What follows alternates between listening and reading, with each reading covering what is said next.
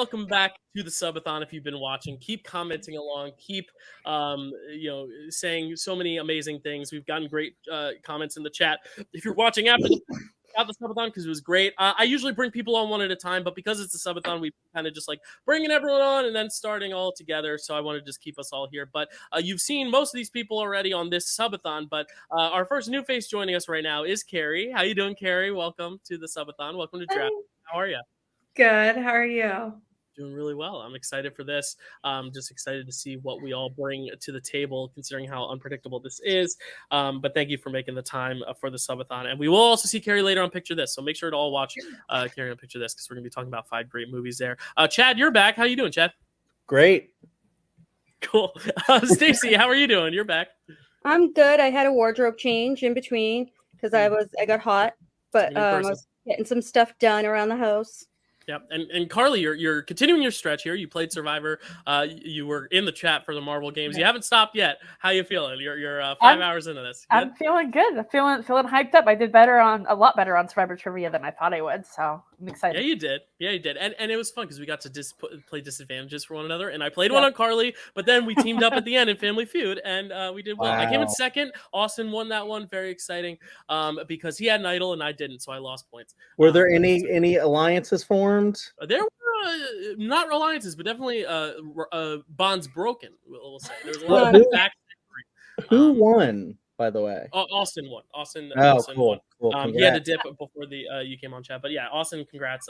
It was fun to have the org community and the Dyl Pickle Movie Network community kind of converge. But we are here for draft day. We're here to draft movies now. We're back to movie talk. So if you're like, I don't want to hear about the reality TV anymore, even though it's the greatest show on television, I don't blame you. It's a lot of seasons to keep up with. So we're back with movies now, and only movies, as we talk about our director roulette draft day. I didn't type up rules. How the rules will go. We always snake it, so whoever's fifth in round 1 will be first in round 2. But the kicker here is, because it's director roulette draft day, everyone will be picking a film, which will then set the template for what directors we will have to pick from. So, for example, the last draft, we can't pick any of the directors from the last draft, by the way. That's one of the rules I haven't said, but we can't pick Paul Feig. We can't pick Tim Burton. We can't pick, who else was it? Mike Flanagan. We can't pick Musker and Clemens. And who was the fifth? And Peter Weir. Those 5 are off the board because we did pick them last time. Yeah, Chad? What about Greta Gerwig? Because we've already done her on a draft. We did her on a different draft, but she only has 4 films anyway, so we don't have to worry about that. That's true. She doesn't count. And there's another person that we kind of drafted with alongside that, but I'd say if someone wants to draft them, they can. But we also have vetoes, so if you just, in the spirit of the draft, want to say that we should pick something else, then you can veto it, and we can see whoever else. Like if it's too niche or deep, or that's another thing too. Yeah. If someone's like, they have 5 films and they were all made in the 1920s in Japan, it's like, okay, maybe we can revisit that. But what we will do, so for example, if I were to pick Tim Burton first, I'd pick like Edward Scissorhands. Actually, that's what Nerd did last time we did this. And then Carly, if she picked a Musker and Clemens film, and then Stacy picked a Weir film, Chad picked a Flanagan film, and Kerri picked a whoever the last one I was going to say is. I forget. I can't keep track. But they would set the template. Then for the next round, Kerri would start, and she would have to pick a film from one of the 4 directors that myself, Carly, Stacy, or Chad picked. So it's basically like we're doing a director draft, except we don't know which 5 directors we're picking from until that first round is complete. It's a very fun idea, and whoever came up with that idea must be pretty cool, and must be an excellent Survivor host. And I really gave him shit today, and I didn't mean to, and I feel really bad. No, Matt, you're the best. You're the boss. You're my favorite. You're all my favorite, but Matt, you're also my favorite. So because I don't play favorites. But Matt is my favorite Matt, who co-hosts on this channel for sure. But I am excited now, and also he has my same number 1 movie. So I mean, but we are now moving on to the draft. We're going to snake this, but we have to decide the order. And as we always do, we have to get a wheel. And, part of the subathon prep would have been making this wheel. So I'm going to make it on the spot. So you can see there's no cheating. Carly and Chad, your names are still on there from the last one. So I'll just keep you there. And I'll go Stacy, Kerri, and then this loser right here, Dyl. All right. So I got the wheel right here. And boom. Spin is in. Here we go. This is fun. I can't wait for this. I've been waiting a long time. And Kerri, you are first. Would you like to go first, second, third, fourth, or fifth? Keeping in mind the difference of this draft and others. Fifth. Yeah, Dad told me that was the best one to do for this draft. You're basically getting the first pick of everything else. So, all right, here we go.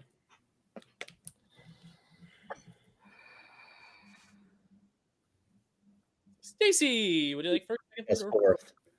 Yep. Well, I was gonna go fifth, but I actually think my choice might be in danger of somebody else taking it. So I'm gonna go first. Ooh, okay, very cool. Now I'm worried you won't mine. Well, the good news is there are plenty of directors to choose from, but who's going to get who?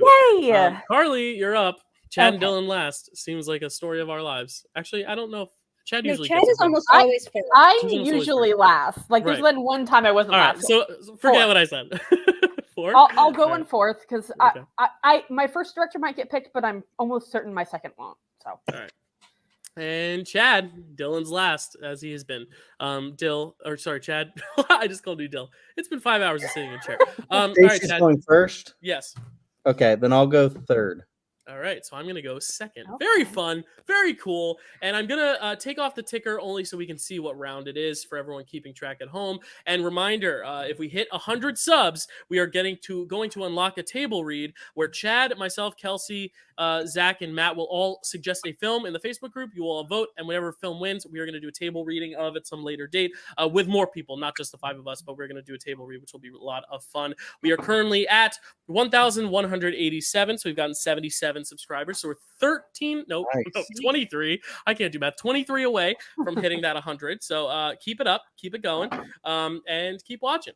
All right, Stacy, let's kick it off. Woo! Director Roulette, you're first on the clock. The pick is in Carolina Panthers, aka Stacy. Just because. So I'm sure there's an expected pick here for me, and I could do that, but I didn't want to go with who everyone thought I would pick just because that's boring. So I am going with I can't say it. Denis Villeneuve. Yeah. I'm a little afraid that Chad might take it. So that's why I went first, because I was like, oh, Chad really likes him too. And I usually try to stay away from recency bias. Like I almost do the opposite, where the newer something is, the less I'm gonna like it, but I have to go Dune 2 because I was not really trying to talk about it too much beforehand because I knew that was going to be my pick. I loved this movie. I mean, the first one's really good as well, and it was kind of tough to pick a sequel, not the first, but the cinematography and the sound design and the performances are just so amazing. It's the only time I've ever said, watch the movie, don't read the books. The books are not great to read. They're very dense. The writing style is not great. But the movies make them better. Like, it's amazing that happens. And yeah, no, I just love it. I think it's great. And I think it should win a lot of awards this year. There's like, I don't know. There's no part of it that I would really criticize. Like, it just hits on every level. So that's my pick. Yeah. Anyone thoughts on Dune 2? Chad? Yeah, of course. This is currently my favorite movie of the year, but it's also because I haven't seen a lot. So it's definitely a great one to have as your favorite if you haven't seen a lot. But even still, it might continue to be for a while. I wasn't in love with his first one. And I think it's because it's just so much setup. I mean, just like with like Fellowship and Sorcerer's Stone and things like that, you have to do so much setup before you can actually get into the meat. And I think Dune Part 2 is the meat of the thing. I love Paul's arc in it, and I just love it's the one like the first Dune didn't make me want to like understand the lore and pronounce things right, like Kwisatz Haderach and stuff like that. Like Dune Part 2 totally made me want to start doing that and actually go back to the books and things like that. I do agree with Stacy. I think sometimes the movies make it a little bit clearer and cleaner than the books do. I think Lord of the Rings is like that too, where the books are so dense, but the movies just make it so watchable and you want to live in that world and these worlds and stuff like that. I think Dune Part 2 is a great choice for first one, even though it wouldn't be my favorite of Denis' work as a whole. I do think it's definitely like in the top like 3 probably or 4. Yeah, definitely he's got a lot of good ones. Yeah, he does. Good ones, It's a great movie. It's so crazy. Kerri, any thoughts on Dune 2? Yeah, I have a soft spot for Dune because my grandpa gave me like the first Dune book as a present when I was younger, and I did not understand it like half of what happened in it at the time. Um, but I thought Denis just did such a beautiful job bringing these characters and this world to life. And I think I 100% agree with what you said, Stacy. It just like he really improved upon the source material. If you go back and read, there's definitely some stuff that's like not quite as accepted today. And the visuals are just amazing. I love the first one and the second one equally. Like I could sit there, like a lot of things I can't sit there and like I can't marathon the Star Wars like all in a row. I can't marathon Lord of the Rings all in a row. I could marathon these two Dune movies. I guess I don't know if it's a marathon if it's only two, but I could do a double feature of these two movies, like no problem. Would love to. I think that's also a great thing about the second one is it makes the first one better because it ties in so well, and you want to watch them back to back. Yeah. Cool. Carly, any thoughts on Dune 2? Yeah, I think I'm not the biggest sci-fi fan, but I think it's like really, really good. Like it really elevates it. I love having a morally gray protagonist who you can kind of see, like Chad said, his arc. Like you can see him starting out from a place where like, oh, I'm rooting for this guy. And at the end you're like, am I rooting for this guy still? And I love Zendaya's character Chani. I think like what they do with her is really cool and really keeps it from feeling as white saviory as it could, because she's there just being like, no, I may like you, but I don't like what's happening here. And it's actually like so funny with the as written jokes and him being like, well, obviously he's the Messiah because he says he's not the Messiah. Like those jokes never grow old for me. So yeah, I really like it. I think it's a fantastic film and definitely like it better than I like the first one. Yeah. Well, it's interesting because my review's coming out tomorrow during the subathon, so I'm gonna reserve my thoughts. Though, like, I don't think there's a person I have met yet that really dislikes this film. I mean, it's obvious Denis Villeneuve is just one of the best like blockbuster filmmakers, which is why it's gonna be fun. Nerd says there's probably a clear 6 from him, so it'll be fun to see scraping and clawing for the Villeneuve films after this. And the first one is still eligible if you want to pick it, so it is out there. But it's really exciting. People are excited for Denis. Matt says Stacey wins, which is fun. Did someone say Marathon Lord of the Rings? I'm in. But yeah, very exciting to get Denis on the board, also because he is so hot with the Dune stuff coming out. Great pick, and I'm excited because I think we're going to get into a very interesting filmography because of him as well. Yes. So I'm hoping for that too. Yes. So I'm up, and it's director roulette, right, guys? So I'm going to spin a wheel. I put all the directors in. I literally went with every director that I feel like I have 5 movies I comfortably like, which also like you can only need one movie because I'm only picking this movie. I don't have to pick any other movies from this director, but directors that at least I think everyone else could get to 5 with. Some are more niche than others, but I figured, you know what? In the spirit of draft day and director roulette, I'm literally going to spin a roulette wheel, and you know what I'm going to do? Just to make it as unbiased as possible, I'm going to shuffle 3 times. 2, 3. All right, there we go. I shuffled, and here we go. I'm not even showing you who's on the wheel because I don't want to tip picks. I saw one name, and I knew it would be someone you'd put on the wheel. Look, and it is James Mangold. James Mangold. Okay, so there we go. That's how the director roulette's going to work for me here. I gotta look this one up. I had some. Only know one. And you'll go. Okay. I mean, if we want to veto the pick, you guys can veto it. No, if you want. That's better than others. I can spin it again if you guys if you want me to. Do you want me to do like a second spin, like a mulligan? Yeah, let's do that. And we can choose the best one. Okay, I'll let. All right, that sounds fun. Hey, listen. He has some good movies. Yeah, before I say plenty of movies, I just had to look them up. If this one's worse, though, I'm going back to mulligan. To what's his name? James Mangold. Columbus, Chris Columbus. Now, the only thing with Columbus though is it's very based in 2 franchises. So like I you know what? I think in the spirit of it, I should still stick with Mangold. I think we can get Yeah. there, and there can be some Mangold. there can be some fun if we're scrounging up for those last few picks. Let me get to my Mangold list though, so I can pick the one that I think is my favorite of his. It's Logan. Logan's gonna be my pick. I just think it's a tight film. It's really great how it kind of takes this superhero movie and spins it to where it doesn't feel like a superhero movie or comic book movie. It just feels like a gritty western, which I really like, western noir almost. And watching it in the black and white version is also very cool. I have a list of at least 6 films of his, and I like 4 of the 6, and the 5th one I think is okay, but still good.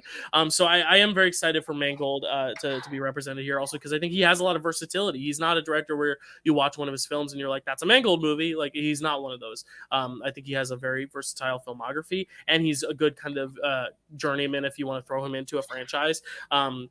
And he can kind of just put his own spin on it while still staying faithful and not necessarily making it too weird or too eccentric. So James Mangold's going to be my pick, and Logan is my pick. I think the relationship between him and Laura is so sweet and so wholesome. Hold on, I'm getting a message from Chad.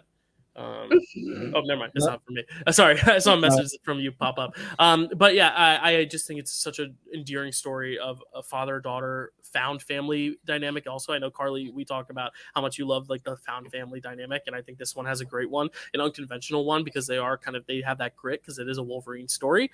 Not to tip picks for another potential pick, but it is really great, and I love it, and I think it's well acted. I think it's Hugh Jackman's best performance. So Logan is going to be my pick. What are your thoughts on this, people? Well, I just want to say after looking at IMDb, I am happy with the James Mangold pick. Like, he actually has a lot of. He goes back much further than I realized. Right, exactly. He's just always been there. Always been there. Yep. But yeah, I mean, I knew Logan would go first. I was just like, well, I mean, I knew it would go before it got back to me for sure. But I figured it would go first because it's that kind of movie. You can't really say anything. I mean, I guess you could say something bad about it. I don't know what you would say bad about it. It's been a while since I've seen it. It's actually one I really need to revisit, but I love Wolverine and everything. So he's the best. Any thoughts, Chad? Yeah, well, first I want to say I pretty much know exactly what Stacy's going to pick for Mangold. But you don't? I think you do. There's 2 of them I think you might pick. Yeah. But with knowing you, but with Logan, yeah, that was the obvious pick. Looking over his filmography, I do think it is his best movie, and it's kind of like surprising that films that came after that, just didn't have the same like spark. I feel like, but yeah, Logan is definitely number 1. It basically gave fans everything they wanted from a Wolverine movie. It was like, we got a lot of great Wolverine with Hugh Jackman before it, but it was always kind of like toned down, and people always wanted the really dark, gritty, brutal Wolverine stuff, and they always got like CGI, claws and very little blood. And here you get to see like so much of it. Not just that, you get a lot of great stuff with Patrick Stewart. You get a lot of stuff with what's her name, Daphne Keane. Yeah.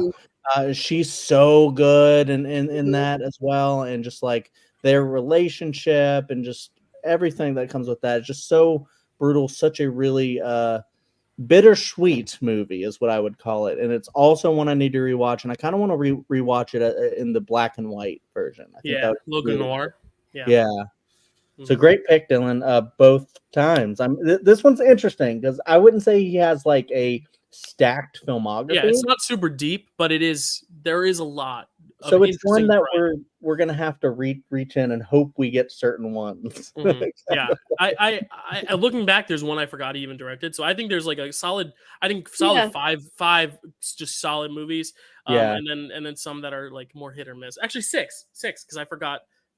Yeah, I was not including Logan in that. I think there's like 6 great movies, and there's also a few I'd be happy with for sure. Yeah. I just want to say Logan would not be Matt's number 1, but it's really high on the list. Love that. I know which one would be my number 2. Actually, next 3 through 5 will be fun. That's the fun of draft day. Roulette. Yeah. We love it. Kerri, any thoughts on Logan? Yeah, it's a fantastic movie, and it's someone like, I can't remember if this was actually my first X-Men movie technically, but I'm not like that deep in X-Men lore, and this is one I feel like you can just come and watch. It's an independent enough story that you don't have to have watched all the previous films to be fully immersed in it and, you know, get a ton out of it. And it's an amazing story, like you guys said, and the filming of it was fantastic. So it's a fantastic pick. Yep. Carly. Yeah, I think it's a really great number one pick. I haven't seen it since theaters. I do kind of want to rewatch it now, but I just remember so much deep stuff, like the thing with Professor Xavier and like the thing with the little girl. Like I really love her. Like I'm surprised we haven't really seen her in anything else. I think she's fantastic. That's so sad. Yeah. But you know, some kids get into child acting and they grow up and they're like, I don't want to do this anymore. That's true. So hopefully it was like her decision, but it's just really good. Yeah, what's the His Dark Materials? That's a show she His did. Dark Material. Oh yeah, she's really good on that too. She pivoted to TV. Yeah, and I guess she's supposed to be in the Acolyte soon, the new Star Wars show. So that'll be cool, hopefully. Gotcha. And who's to say who knows if she'll show up in the next Wolverine movie? Which what do we? Really That would quick, be cool. Do we feel like Logan now, the legacy of Logan, will be tarnished just a bit because of the new film? Nah, it's gonna be silly and funny. I don't really No, I'm believe on in an that island. anyway. I don't like. I don't think of not liking the next movie makes the previous movie worse. Like I don't ever believe Not even that. not liking, but more like this was the final chapter with Wolverine. Right, But yeah. no, never mind. You're going to see him in a few years anyway. I think unless it's something like the How I Met Your Mother finale kind of tarnishes the rest of the show for me. Yeah. But it has to be at that level for me for it to ruin it. Like if it's just lackluster or just Like, okay. If Deadpool goes to the grave where Laura had put the X and then just like digs it up and pulls him out, that would be amazing. So Chad would love that. Okay, so that would be hilarious. See, I would laugh at it, but because they already made fun of it in Deadpool too. It almost feels just like, I don't know, let him rest. It honestly feels like if they were to just bring Tony Stark back through the multiverse. I just feel like sometimes it's like when the character has gone on such an arc and you're finally at peace with him, it's like, let it be. But again, I'm hoping to be proven wrong for, Deadpool and Wolverine. I hope it's good. Do you think with the circumstances with him and Ryan Reynolds in real life too, though, and how I think Hugh Jackman after Disney bought Fox really wanted to do an MCU movie as Wolverine, I think for me that makes it all more palatable than just say bringing back RDJ. There's a good reason for it. Yeah.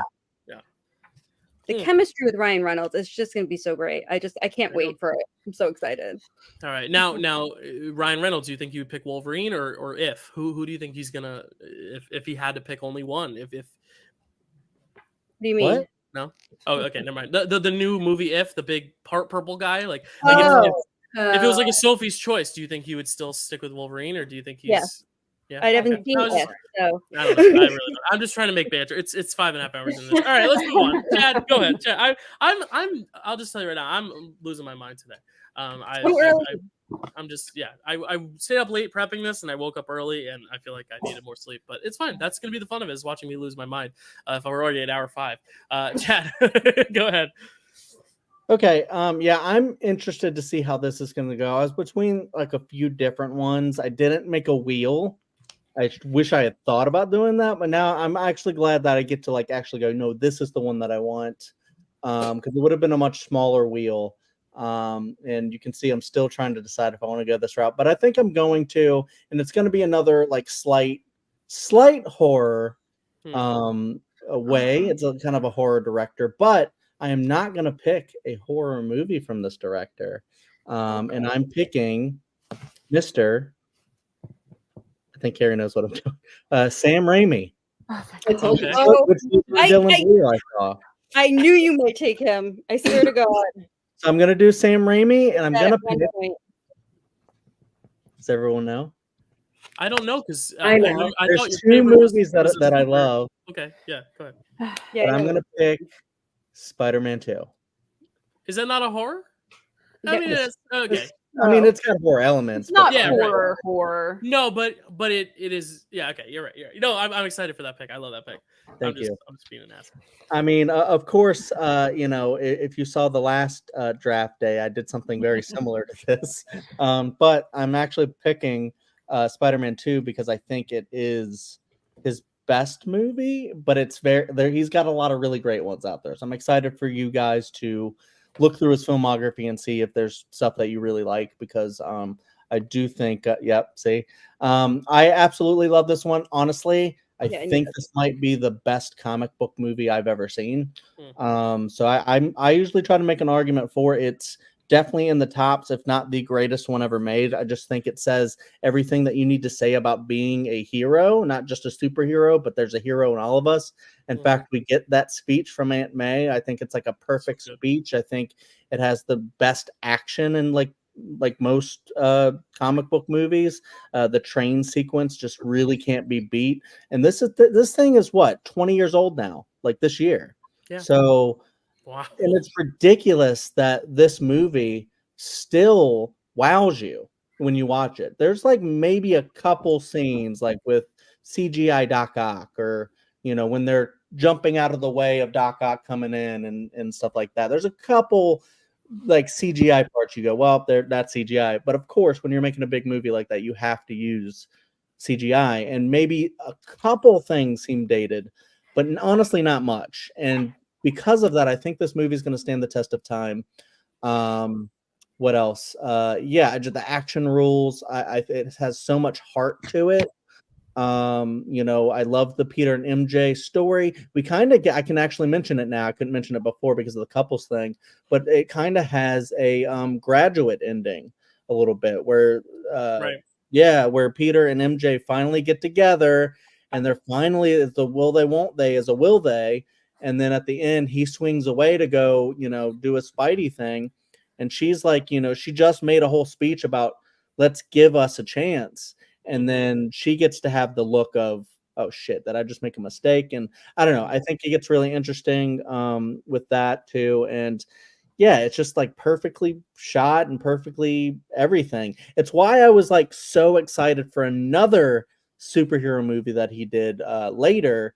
And I don't think it's nearly as good as Spider-Man 2, but I think this is the type of movie that he does really well, and also because he likes to bring horror aspects to it and everything. So, yep, there you go. People know I love this movie. It breaks my heart not to pick another one that I hope somebody else picks. So, I think Matt is alluding to the one you're talking about. So we'll keep it hush hush. Yeah, I'm sure someone will pick that one, but it breaks my heart not to pick it because it's my other favorite. But I had to go with Spider-Man 2 because I just think it like represents so much. So does the other one. So I hope someone else picks it. Well, I can guarantee you it'll be picked in the 5 probably. Maybe not by me, but if it gets to me, sorry to tip my pick. But it's funny because you mentioned it's like the greatest superhero movie ever made, or one of them you think it might be, and it's in the conversation for most people next to the one I just drafted. So I think it's cool that they're standing above there, Logan and Spider-Man 2. That's true. A lot of people would go to those two, and then one other one from DC, I think, as like the best superhero movies ever made. If you just ask like the general consensus, that's usually where they land.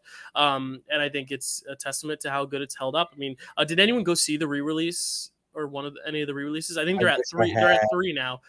3 is still in theaters. I think it's been starting every Monday, and I think they just finished there, or they might just they're finishing 3, and then starting this Monday is the Garfield Amazing Spider-Man movies. Ooh. Carly, are you seeing either of those in theaters? I didn't know those were in theaters, but so they're bringing each Spider-Man movie back. So they did 1 and then 2, and then this week was 3. Next week is ASM, then it's ASM 2, then it's Homecoming, Far From Home, No Way Home. So they're just re-releasing them all. I don't really know why, but it's been really cool because, like, for my generation at least, I mean, Chad is a little older, so you saw this in theaters. I was 14. I was 6, I believe. So I saw this in theaters, but it was very much, I was so young, and I didn't see the first one in theaters. I didn't see the third one in theaters either. The second one was the only one I got lucky enough to see in theaters, and I think for my generation, at least, it's really cool that they re-release them, because now so many of my friends who hadn't seen them in theaters for the first time are like going and watching them, at least with an adult lens, where they can really remember it and see the excitement. And there's been videos going around. I don't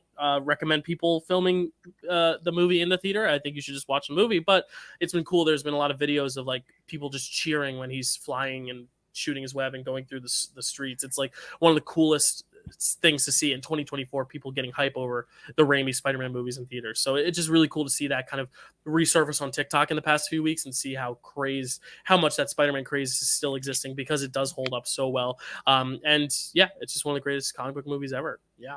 I can say I have seen every Spider-Man movie in the theaters. There you go. Yeah. Even the Japanese one. I'm kidding. No, not that one. Spider-Man! Yeah, that's my favorite. If you go watch Kelsey and I's Marvelous Movie Mondays, that's one of my favorite episodes. Spider-Man, because that's how they pronounce it. They add an extra like 2 syllables. Spider-Man. Apparently, it's awesome. It is awesome. It is. When the New Yorkers stand up to Doc Ock to protect Spider-Man. Yeah, one of the best scenes ever on the show. And Matt was found yeah. something. So yeah, it's such a formidable movie of so many generations. No matter what generation you are, I feel like a lot of people connected to it. Thoughts on Spider-Man 2? Anyone else? I think it's really great. Like obviously it's not my Spider-Man. It's not Andrew Garfield, but one thing that really stands out to me with Spider-Man 2 is just how good Alfred Molina is as Doc Ock. Like he's just amazing. Yeah. Like I feel like that movie is not as good if he is not just killing it with that role, and the writing definitely helps him with that. And you know, Chad talked a lot about the other parts of it that are really great, but that's the main thing that elevates it for me over some other films. Just Alfred Molina just kills it and like helps bring the whole thing together. So. Oh yeah, so emotional with him. Yeah, it's great. Cool. Stacey? Yeah. Oh no, I think this is a great choice. I had a very strong feeling like earlier in the week when I knew Chad was going to be on this that he was going to go this way, and then I completely forgot. That's right. So I'm glad that I was right, but I forgot, so I didn't pick anything in advance. But yeah, obviously Spider-Man 2 is a good way to go with Sam Raimi. I have a special connection to these movies because my daughter, who is about your age, Dylan, maybe a little younger, I feel like I should get her to come down and talk about her love for Spider-Man 2. But she's busy with my son. But yeah, I don't think she saw it in the theater, but she loved these movies so much. And second, I mean, I think it's universally agreed that 2 is the best of this trilogy. But that's all. Like for her birthday, I think it was her 3rd or 4th birthday. She didn't want anything that wasn't Spider-Man at all. Like my grandmother was horrified because that was a boy's choice, so she bought her a Mary Jane action figure. Oh no! One that she slept with, that the eyes lit up, and it would be like, I can swing all night, and we thought that was hilarious, for obvious reasons. It said other things too, but I don't remember those. So yeah. Anyway, sorry, I'm kind of off topic, but Spider-Man is great. Toby's great. Raimi's great. Chad's great. Let's move on. Kerri, any thoughts on Spider-Man 2? Yeah, I also just, in addition to what you guys said, wanted to call out the soundtrack to this movie. Oh yeah. If you were like in early 2000s, like into early 2000s music, All American Rejects. Were they on that? Is that the ending to the ending is All American Rejects, or is it a different band? I think it might be Jet. I don't remember All American Rejects being on it, but I had the soundtrack on CD. And so like all of those songs I thought were burned into my memory. Maybe not. Maybe I'm misremembering who sang what. But it was a pretty banging soundtrack. That's awesome. Yeah, Pizza Time agrees. Spider-Man 2 is the best Spider-Man movie. There he is. It's Dashboard Confessional Vindicated. Oh yeah. Sorry, that's not. I didn't know that's the song you were thinking of. Yeah. I confuse those two all the time. These bands. Oh man, what a great song! Alrighty, Carly, you're up.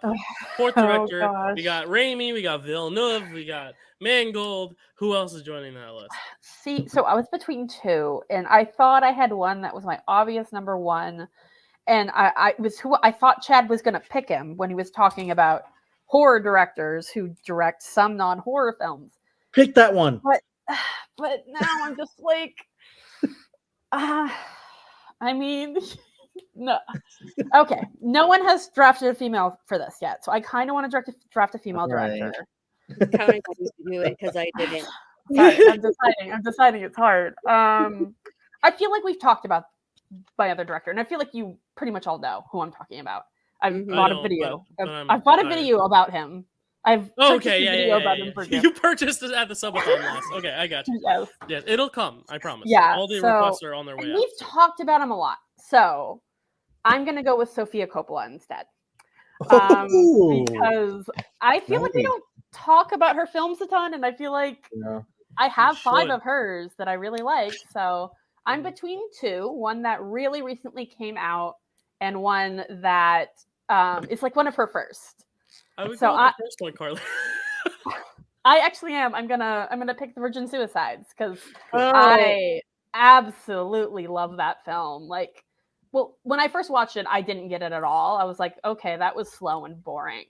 But I recently rewatched it, and God, I love it. Like, it really shows you, like, it's a really good introduction to her as a filmmaker and the stuff that she focuses on. I just think it's really awesome, and I love who is Kristen Dunst? She Yes. the lead of that? Yeah. Yeah, Back to like, back Dunst yeah. picks. Yep. Yeah, she's I love how Kristen Dunst tries to work with female filmmakers as much as she can, and the relationship and dynamic she has with Sofia Coppola is so cool. Like, and just this film, it's just so deep and like sad, but like I really like it, and I'm really excited to see what other picks you guys will have. People for are Coppola, excited 'cause- about your pick, Carly. I mean, Yeah, Win is excited. There, yes, Carly on brand. Ooh, Yeah. Stacy just watched one of these today, apparently. So Yeah, she may have known it might. I didn't even know that. I Yeah. guess, Yeah, no, I mean, it was, because I was like, I was sure I was going to pick the other director that I'm hinting at. But, in the moment, I was just like, no, I want to pick the Virgin Suicides because I think that's a really fantastic film and so good. Okay. Yeah. I'll stop rambling now. Yeah, pressure's on, Kerri. Brian says if you pick Eternal Sunshine, that's a triple dunce back to back. Triple dunce just sounds funny. Anyone Virgin Suicides? I actually haven't seen this one. This is one of my blind spots of hers. I'm very sad because I think Sofia Coppola is so good and so versatile while also still having a similar style in all her movies. While different, like the stories are different, but the style is somewhat the same, which I really, really love. But I haven't seen this one, so I'm gonna need to watch it. Stacy, you look like you. Yeah. That's what you said. I also love this movie. This probably would have been my pick for her. It's just so good. It's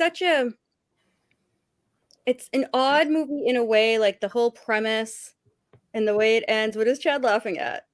Carrie. I'm sorry, I made a face. Wait, is something funny?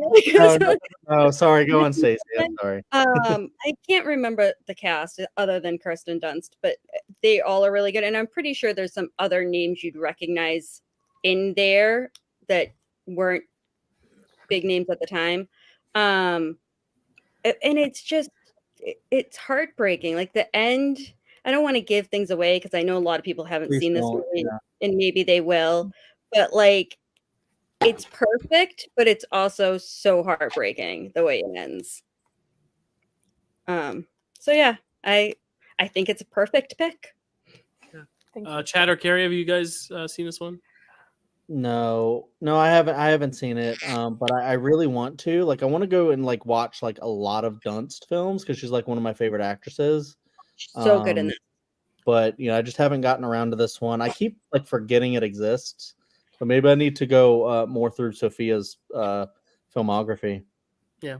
Dunst. Yeah, she doesn't have a ton, but I think she has at least 5 or 6 solid ones. And I picked her. I don't think Kerri's going to pick the Eternal Sunshine director. So sorry, who? I think it was Brian. Yeah. The only one I've seen of his, aside from that, is the Green Hornet. So that would have been a fight for the death. Kerri, any thoughts on Virgin Suicide? Have you seen it? I haven't seen it. No. Gotcha. All right. Well, we are coming to you next. So you do have your first pick. And the luxury is you get to pick, and then you get to pick the first of all the remainders of the directors. So it's a very interesting, precarious position you're in. What are you going to pick? Okay, so I was between 3 directors. I was actually leaning a little bit towards a different director, but someone did mention triple Kirsten Dunst. Ooh. Now, I'm not going to I'm not picking the Eternal Sunshine director, but one of the movies that was going to be my first pick does have Kirsten Dunst in it. So I was like, I have to do it. And it is oh my gosh, how do I say his name? I'm so bad. Miyazaki. Miyazaki. Nice. Kiki's delivery service. Wow. Kiki's. You stole Carly's pick. It's gonna be a tough one for me. But there are plenty of great Miyazaki films, so I thought that would be a great one to do. That's a great Good job. I just adore this movie. It's like one of my comfort movies. Like, it's just like this little slice of life with this little witch, and she's so cute, and Gigi's so cute, her cat, and like I just I love seeing her adventure and her journey that she goes on during this film. And we named our cat after this movie, Kiki. And I don't know what else. Like, it's just, I think it's just such a perfect little movie. And it's for all ages. I feel like it's just a beautiful film. Yeah, I like we have animation directors on the first. Yeah, every edition we've done of this so far, we've had animated directors, which is great. And Matt says we all need to watch more Michel Gondry movies. But great pick. I'm very excited Miyazaki's here as a representation for not just international cinema, but animated, as Nerd said, which is really cool. Chad, what do you think? Do you think Kerri's pick is great? It is great. I love that it's like an animated pick. So I think there's a lot we can work with Miyazaki. Is very deep, and there's a lot of like really great stuff. Carly, was Guillermo del Toro the other one? No. Oh, that's what I thought you were thinking of. A comic book director. Well, if we want, I mean, we can say it now, right? We're gonna do other iterations of Roulette in the future, but by then we'll all have forgotten. Do we want to do honorable mentions for directors now, and then we can that would that way be we fun. give ourselves a little bit of time to like think about the movies. But first, talk about Kiki, and then we'll do that. Yeah.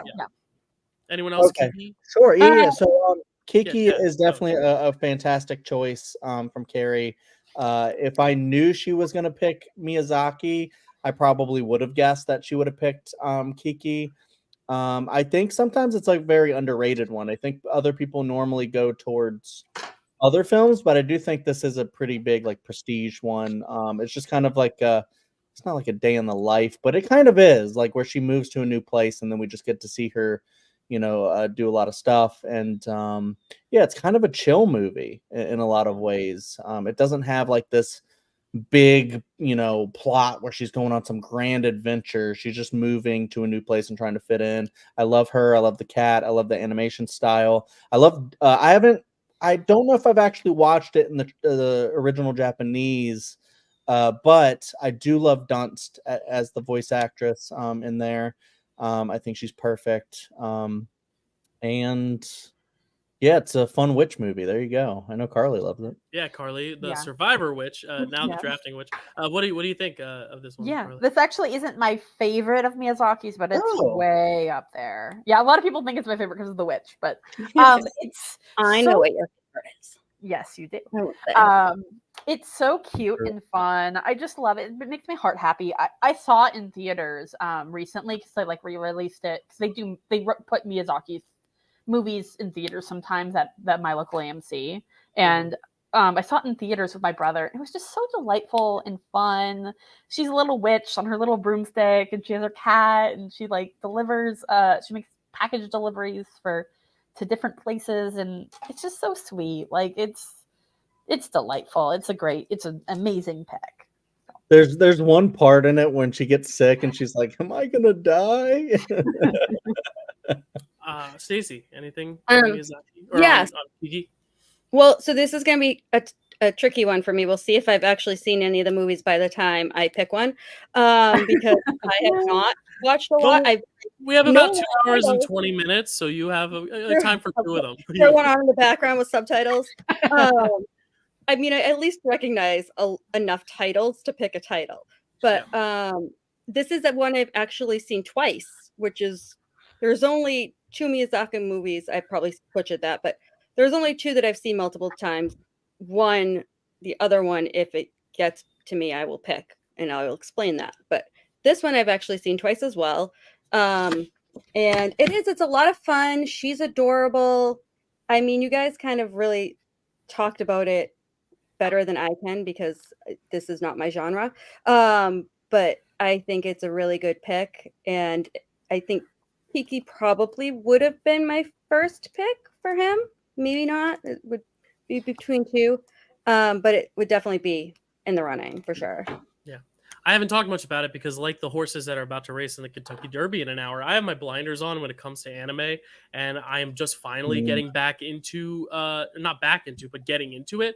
So I've seen some Miyazaki, but this is not one I've seen yet. I remember I had the VHS in the dub when I was a kid, so it might have been playing on my TV when I was a kid, but not enough for me to like remember it necessarily. But I do know people love this one, and it's going to be a great watch when I do watch it. Win says Keys Delivery Stores is perfect. Netflix ruined the English dub by adding sound effects. There's one audio error. Oh, interesting. Did fix the color as well. That's why physical media is so important. I'll say it again.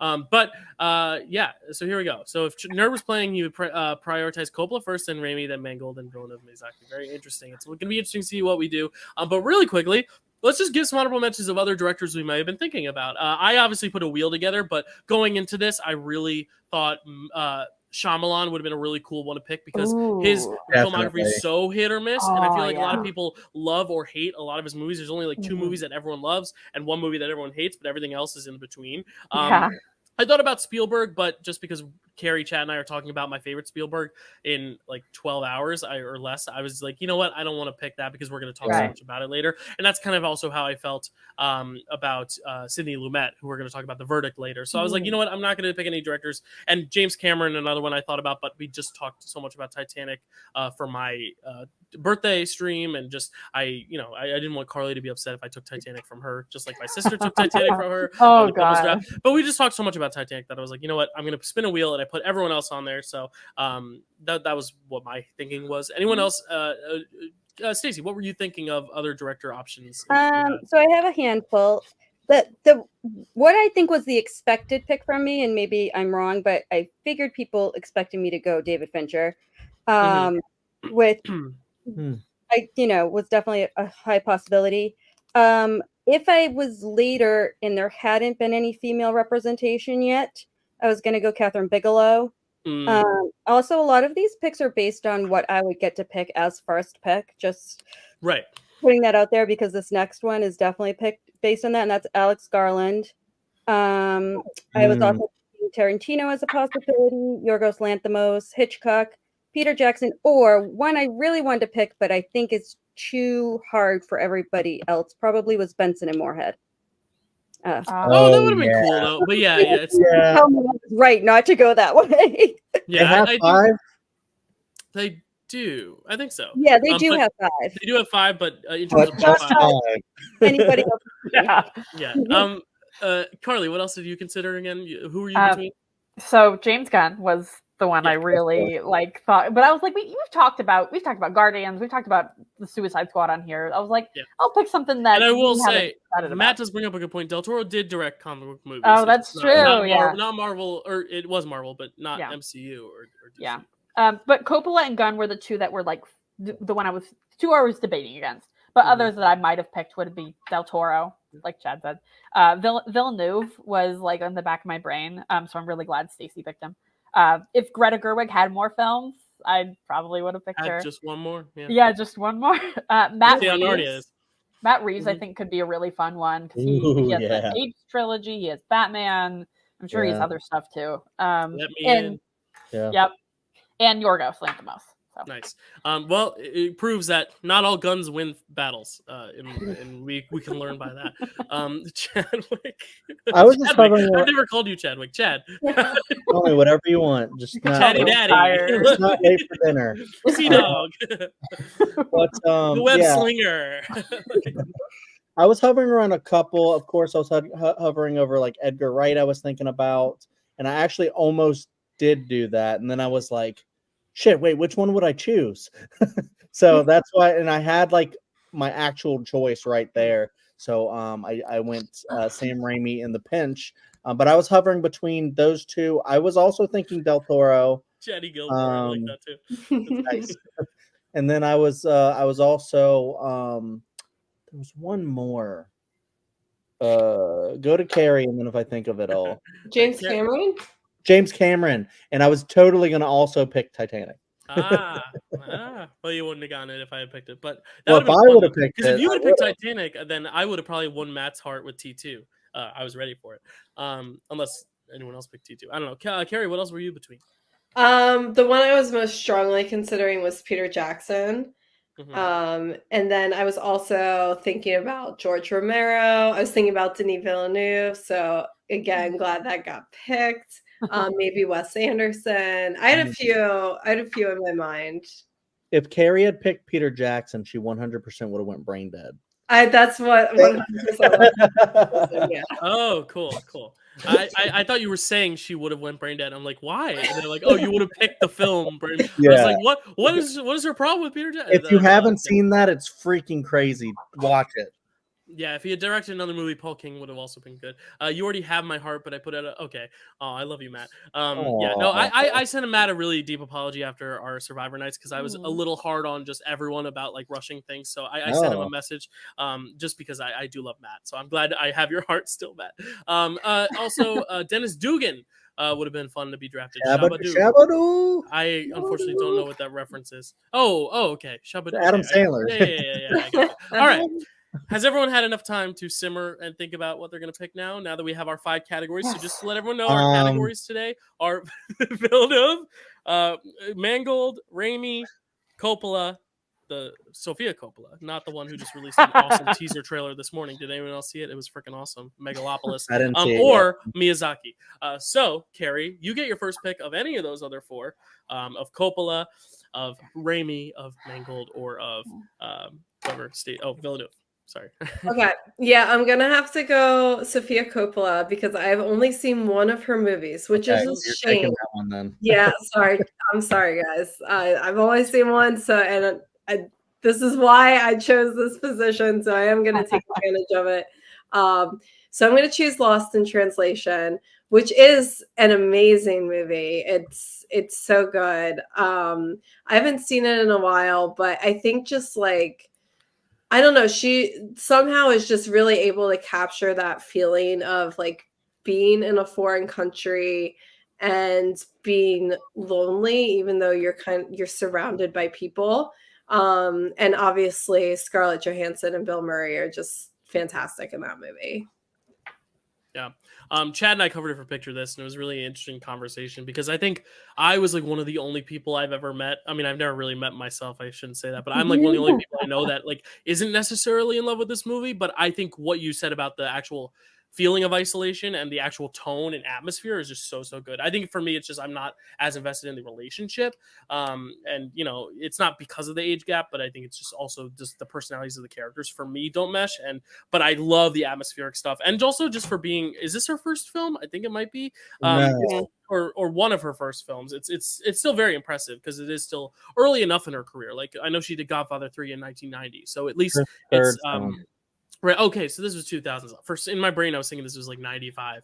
So yeah, it's she's a little bit more established at this point, but this is at least her big Oscar breakout. Like this is what really got her a lot of attention. So I'm happy you picked it. It is her most, I think, notable.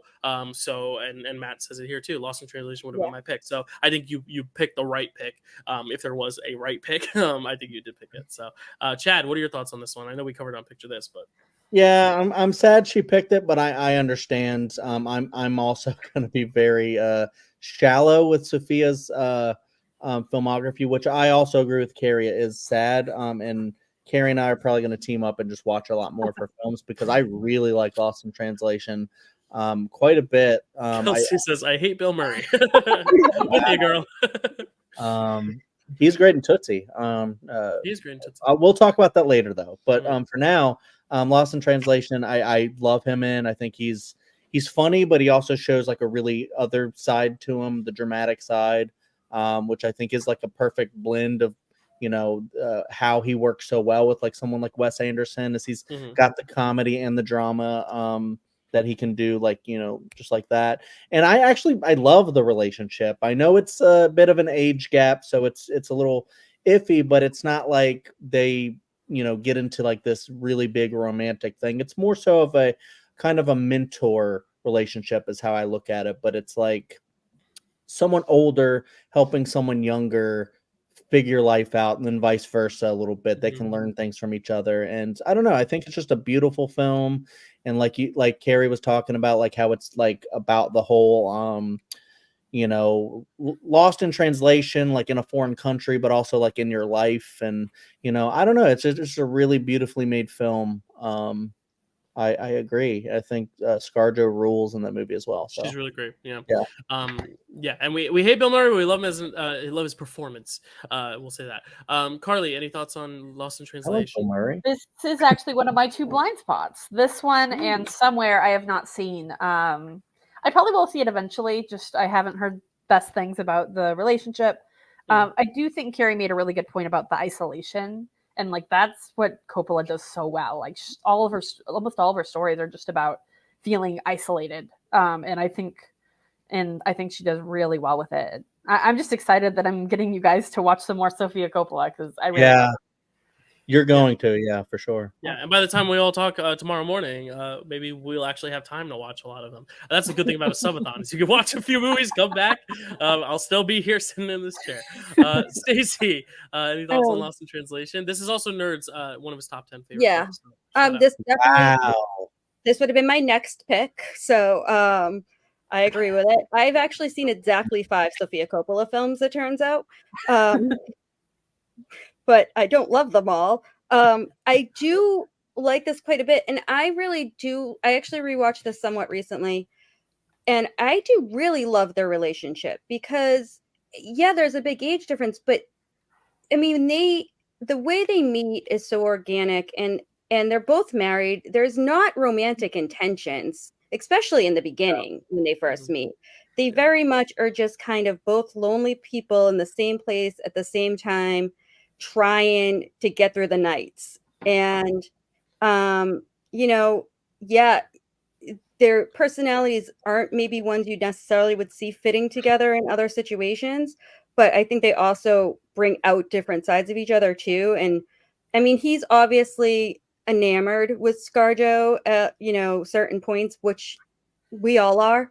So can't blame him for that, but he's not like hitting on her or trying to get her to sleep. They sleep in the same bed, in fully clothed, and like he touches her feet. Like it's not a creepy relationship in my mind at all. And I guess being somebody that has all kinds of aged friends too, that it's not weird to me that they bond with that big of an age difference. And I love all of the Japanese kind of like side characters, like the photographer of his whiskey commercial looks like the Asian impersonator for Bon Jovi. Like they all just have these really kind of wacky side characters. And Anna Faris shows up as the person that her husband has had an affair or is having an affair. It's never answered. You know that there's the thought there. Like I wondered. You figure she wonders, but it never talks about it. And I just think this movie does what it sets out to do really, really well, and is great. Yep. But before we continue, Stacy, I forgot. I was supposed to. I have it in my notes here. Congratulate you for winning the couples draft, by the way. Oh, congratulations! Since we're on the topic of love and couples, I should and win romance, things more often. Apparently, you won by 1 vote over my sister. It was a very well fought match, and you two really ran away with it. The other 3 of us, we were just happy to be there, but you and Nina were running away with it. So congratulations! Anything else on Lost in Translation? Yeah, 2 quick things. One, I wanted to shout out Giovanni Ribisi. Is also great in it. Yeah. And then for relaxing time, make it some Tory time. There you go. All right. Moving on next. Carly, you get to pick. You cannot pick a Coppola. As much as I know you want to. All right. So the thing is, there's a lot of Villeneuve films for me to pick from, but I have one that is like far and above all his other films for me just because I love it so much. So I'm picking Arrival. Yes. I might regret this later when there's only like one Mangold film that I've seen, but I'm picking Arrival. This is one of my favorite movies of 2016. Like, if Moonlight did not exist, it probably would be my favorite movie of 2016 because it's just it's so good. Like, I remember the first time I watched this, I was barely paying attention to it, but it still managed to like reel me in and get me invested. Like I said, I don't love sci-fi, but this is my favorite sci-fi film.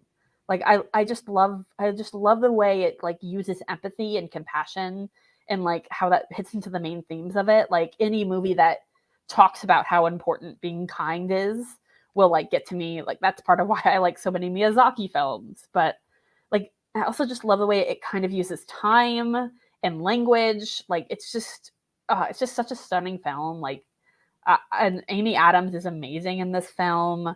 Jeremy Renner's really good. Jeremy Renner, he's in this one, right? Yeah. It's been a while. I need to rewatch it, but it's just really fantastic, amazing film. I think I even. Sorry, I love Arrival's visuals more than most of my relatives. Does that mean that Wynn's relatives he likes it more? They like it more than their relatives. That's how I take it. They like the visuals more than they like the They relatives. like their relatives. They like the visuals more than the relatives like the visuals. No, you're gonna have to tell us different. Okay. Dyl, you are so tired. It's way too early for you to be this tired. What else talk? I love it too. It's a great movie. I haven't seen it since 2016, so I can't talk too much in depth. No, I have one more thing. I do actually have the Blu-ray, but I packed it up in one of my boxes, so I can't show it. But I have it. I just wanted to say, Carly, you probably made the right choice because Arrival would have been one that would have been snatched up by someone, probably this one. So I was gonna say, I know it wouldn't be you because I know what yours is, and I'm hoping you don't snatch it next. We'll see. If Dune 2 didn't exist, this would have been my pick. And I struggled because I do struggle with recency bias. So it was almost my pick anyway. I really love this movie. I think it's great. I love that the aliens in this are not malevolent. They are there to help us. I love how it plays with time and communication. And I just think it's an all-around great movie. And I also really, really need to rewatch it. But those things all still stand out to me. And I just realized I didn't talk about Arrival yet. So I just wanted to throw that out there real quick. Yeah, I also do love this movie. It's not my favorite, but it's up there. I think because I know Denis likes to make these like big worlds now with this sci-fi, but it's really cool to see like one that's just like one movie and it's just a really interesting concept.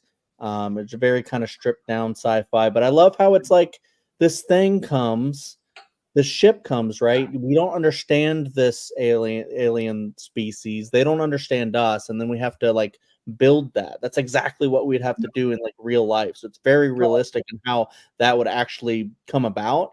And then we get to see just how like realistic, like if that were to happen, how all the governments of the world would freak out and like which ones would probably like, let's bomb them. And stuff like that. And like one lady's just like, no, let's try to talk to them real quick. Yeah. And see what they want. Oh, they're here to actually help us. And I don't know. It is a brilliant movie. I agree. Yep. 100%. Yeah, Kerri, he said you love it. How much do you love it? Yeah. Until the Dune movies came out, this was like by far my favorite Denis film. And I love most of Denis' films. So it's just a brilliant film. Like, and it's an experience watching it. Like, especially I think the first time watching it is such an experience. And it's just like gorgeously shot. Amy Adams is absolutely incredible. It's a little hard to talk about this one without spoilers, and I don't want to spoil it for anyone who might be watching and hasn't seen it. But like everyone said, the way that time and language are handled in this movie, and I really liked what Carly pointed out, the kindness and empathy in this movie. It just all comes together so wonderfully. Yeah, love it. Any other thoughts on Arrival? All right, we're going to arrive at Chad's pick here. Chad, you can't pick a Raimi. What else are you gonna pick? I can't pick a Raimi. That's but I'm gonna have to go with a director who I like I said is very shallow in what I've seen.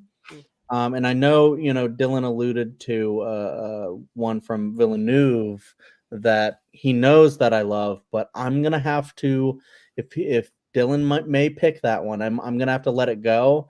because I need to go with the shallower director here. Not unfortunately, fortunately and unfortunately, kind of a deal. Because there's other movies in the Villeneuve sphere that I can pick for sure. So I'm gonna go with the Sofia Coppola movie because I've only seen Lost in Translation. I really need to watch all these other ones, and there's one that I've been meaning to watch, and I just haven't gotten around to it, but I really, really want to because I think I'm gonna really like it when I do see it. So I'm gonna pick that one because Dylan said I'm probably going to love it. I'm gonna pick Priscilla. So I guess Dylan's upset about this. But the reason I'm picking Priscilla is because I've spoken with Dylan about this and heard things that he said about it, and it feels like it's very on the same lines of Spencer with K-Stew, and I absolutely love Spencer. I thought that should have been like Best Picture nominee, and I love that she got a nomination. I wish she would have won. As much as I think Jessica Chastain was good, I think K-Stew was like the best of that year. And I know we're not talking about Spencer, but I'm just saying, like, that's why I think I would really like Priscilla. I didn't love Baz Luhrmann's Elvis. That's another director, wild director we could pick one day. Stacy might have picked at some point, probably on the next one. But yeah, I didn't love that Elvis, but I enjoyed it. But I'm very excited to see the different take that Sophia has, just like a year later, right?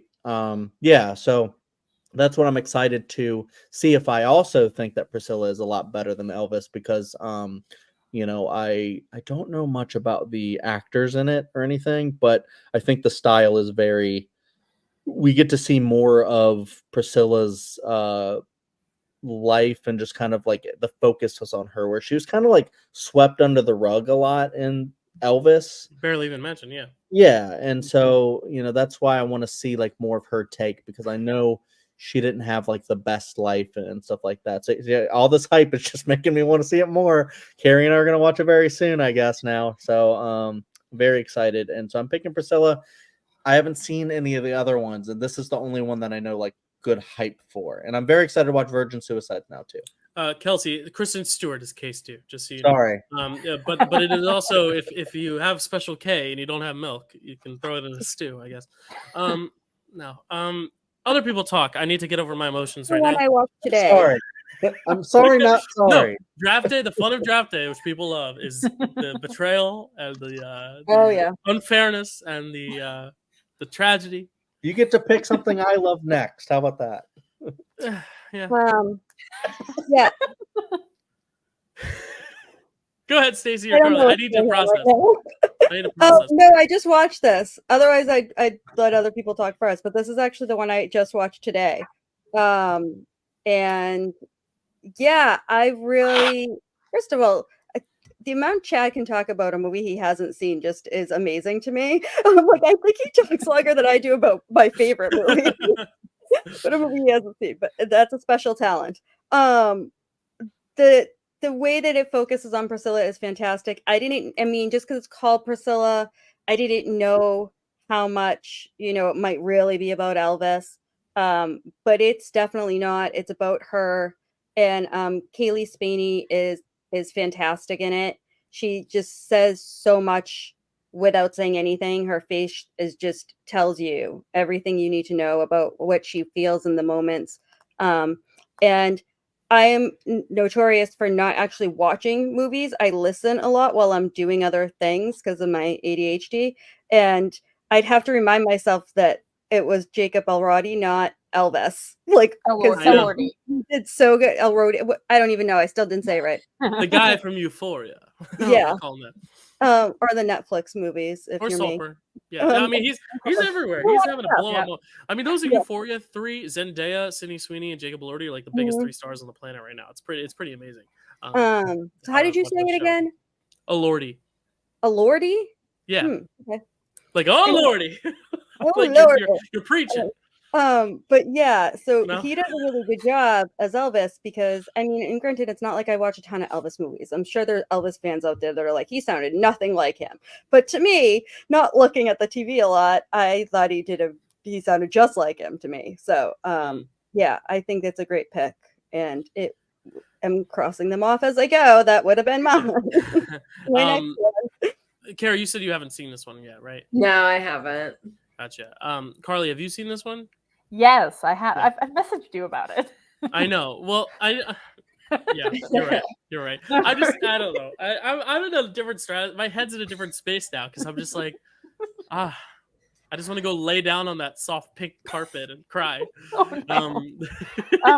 Yeah, so I really love this one. If I had not picked Virgin Suicide, I would have picked this one. It's such a good companion to Elvis, I think, because Elvis, you don't need Elvis to be about Priscilla because it's not her story. And I think it's really cool to watch that and then watch this and be able to see different stories, different lenses of that situation. Well, because she was such a side afterthought in his life, he really didn't care much about her, Yeah, and it actually got me to read her book, which was really, really interesting to read and get more perspective on that. Like, I love how you can feel like how she gets kind of stir crazy. Like, she's just locked in that house. She can't leave. Like again, Coppola is really good with the isolation and making you feel that. Yeah, it's a carpeted prison. In the Virgin Suicides too. Now that you say that, the Virgin Suicides too, they're very kind of isolated. I mean, the sisters have each other. Not that we're talking about that now, but just that whole feeling that you're talking about works on that as well. And the makeup is so good. Like, she looks like she is aged, even though Kaylee Spaney is not that old. And honestly, after I watched Priscilla's when I actually checked out some of Sofia Coppola's movies I hadn't seen. So this is one that really got me to be like, okay, let's watch. I watched Marie Antoinette and no, I'm kidding. It's fine. You're allowed one. And the Virgin Suicides. That's when I watched both of those and just started like loving her a bit more. So. Yeah, I mean, I joke because like I'm upset, but really, I mean, it is a great film, and I'm glad Chad got it. My only thing is like, if you haven't seen any of them, then just wait, because whatever one you end up with, who knows if you're gonna like it? Because my only thing is like, what if Chad watches it and hates it? Then he's gonna be like, I wish I had picked one I actually had seen. But hey, that's your draft strategy, and that's why I hadn't seen any left. What? That's true. I haven't seen any of them, but that are left. Yeah. No, I meant for like other, like if he had picked like a Villeneuve or something that he's actually like passionate about. But that's my whole thing. It's a draft strategy. It's going head over heart, and I like it. I appreciate it. I respect it. And Priscilla is just a film I love so much, and I'm glad it's going in the first round. I'm excited. I think the thing, adding on to what you said, Carly, is not just her performance and the makeup, but the delicacy of just the production design and the way everything is so soft and gentle, because it's dealing with tricky subject matter of this girl who's literally a child getting into this adult and child relationship, basically statutory rape in a way. Like, it is a very tricky relationship. It's a very sad predicament she's in, and it is the Spencer thing of taking a myth that everyone loves and really showing the truth behind it. Not a myth, but like a modern American like icon or a modern global icon, and showing you the truth behind it. In Spencer's case, it's giving her the justice. In this case, it's kind of showing us the darker side of Elvis, kind of like how Finding Neverland showed the darker side of is it Finding Neverland? Leaving Neverland. Sorry. Finding Neverland is Johnny Depp. Leaving Neverland, the documentary about Michael Jackson. Like, it's the same thing. It's where it like kind of pulls the curtain behind, which I think is so important, because you know what? That's the truth. And that's what we should be getting at the stories, is not necessarily the easy story, but the right story. And I think that's what this film is. It's a beautiful film. The thing is, I have other Sofia Coppola films I love too, so I'm happy with whatever I get. But I'm glad, Chad, you took it in the first round, because it does deserve to be picked in the first or second round. But you know what I mean. It does deserve to be taken early, because it is so good. But now, moving on to my next pick, I was gonna pick, kind of for a similar reason, like the one that's the smallest which for me is Miyazaki. But do I think Stacy's going to pick my Raimi is the question. Because I'm not worried about my Villeneuve, because Stacy's behind me. I don't think Stacy's going to pick my Raimi. I don't think she is, but she's smiling. So I don't. Okay, fine. Well, if you pick my Miyazaki right now, I will pick your Raimi. don't think you're going to pick my Miyazaki, so I'm going to pick Spider-Man as my Raimi. I think the first one, I can see the argument for the second one being better, but I think just because of my own personal connection and my own personal nostalgia, and me as a movie viewer, I just like the first one the best of that trilogy. It is my personal favorite superhero film, even more than Logan, which is above it. But obviously, for the purposes of this draft, I didn't know Raimi would be a choice. But I think Spider-Man is my favorite superhero film. I think it is so good, also because it just really plays with the origin story in such a creative and energized way. And I feel like nowadays you watch origin stories and they all feel the same. They all feel boring. This one, it just feels like a jolt of energy. I mean, the shots where he's first climbing the wall or first slinging the webs and going through the city, there's nothing that captures that. Even the second film, which captures it very well, doesn't capture that sheer raw first time excitement. You know, it really is just the most pure a superhero film has been, I think. And I do think Willem Dafoe, people say he's bad, he's cartoonish. I love him in this. I think he's so good. I think he's just so menacing and genuinely scary. I think the relationship with Harry is great. The relationship with MJ, I kind of like the fact that they're not a couple yet, because it aids in like giving him even more of an objective. I always find it more intriguing when someone is going for something rather than trying not to lose something. But it's just a very you know, depending on who you are as a viewer, I definitely see the argument for Spider-Man 2, but this has always been my favorite, and I'm happy to take it here in the one slot, because I don't know if Stacy was going to take it. Stacy, would you have taken this one? Yes. Oh, yeah. Oh, I'm very happy now. I guess it would have depended if what you took from Miyazaki. Because, true. Yeah, because if you had taken mine of that, then it would have not mattered what I picked from him. So I would have taken Spider-Man, yes. Well, you would have gotten 2 picks back to back either way. But I'm glad now that I paid off well, because if I had taken your Miyazaki, see, everything happens for a reason now. I'm over the Priscilla pick. I'm now happy about my Spider-Man pick. So I'm glad you couldn't snatch that from me, Stacy. But what are your thoughts on this one, Stacy? I mean, I said a lot kind of about the trilogy as a whole, I think, when it was Spider-Man 2's turn. But I agree with you that I like that they're not together yet. I do think it does a lot. Really, their relationship just kind of over the arc of the entire trilogy, starting here with them not being together, is one of the strong points of the trilogy. But the first one, like, it's at the end of his high school career. Like, we don't really see him graduate or anything, but we know he's in school and stuff. There's like a scene. Yeah. But it's like, in a way, it's kind of a coming of age in the like moving out on your own and for the first time and all of that kind of stuff. Yep. And I really, right. And trying to have a job and be a superhero. And I love that. I love the neighbors. I love the crazy neighbors. They're a lot of fun. And this is a good pick.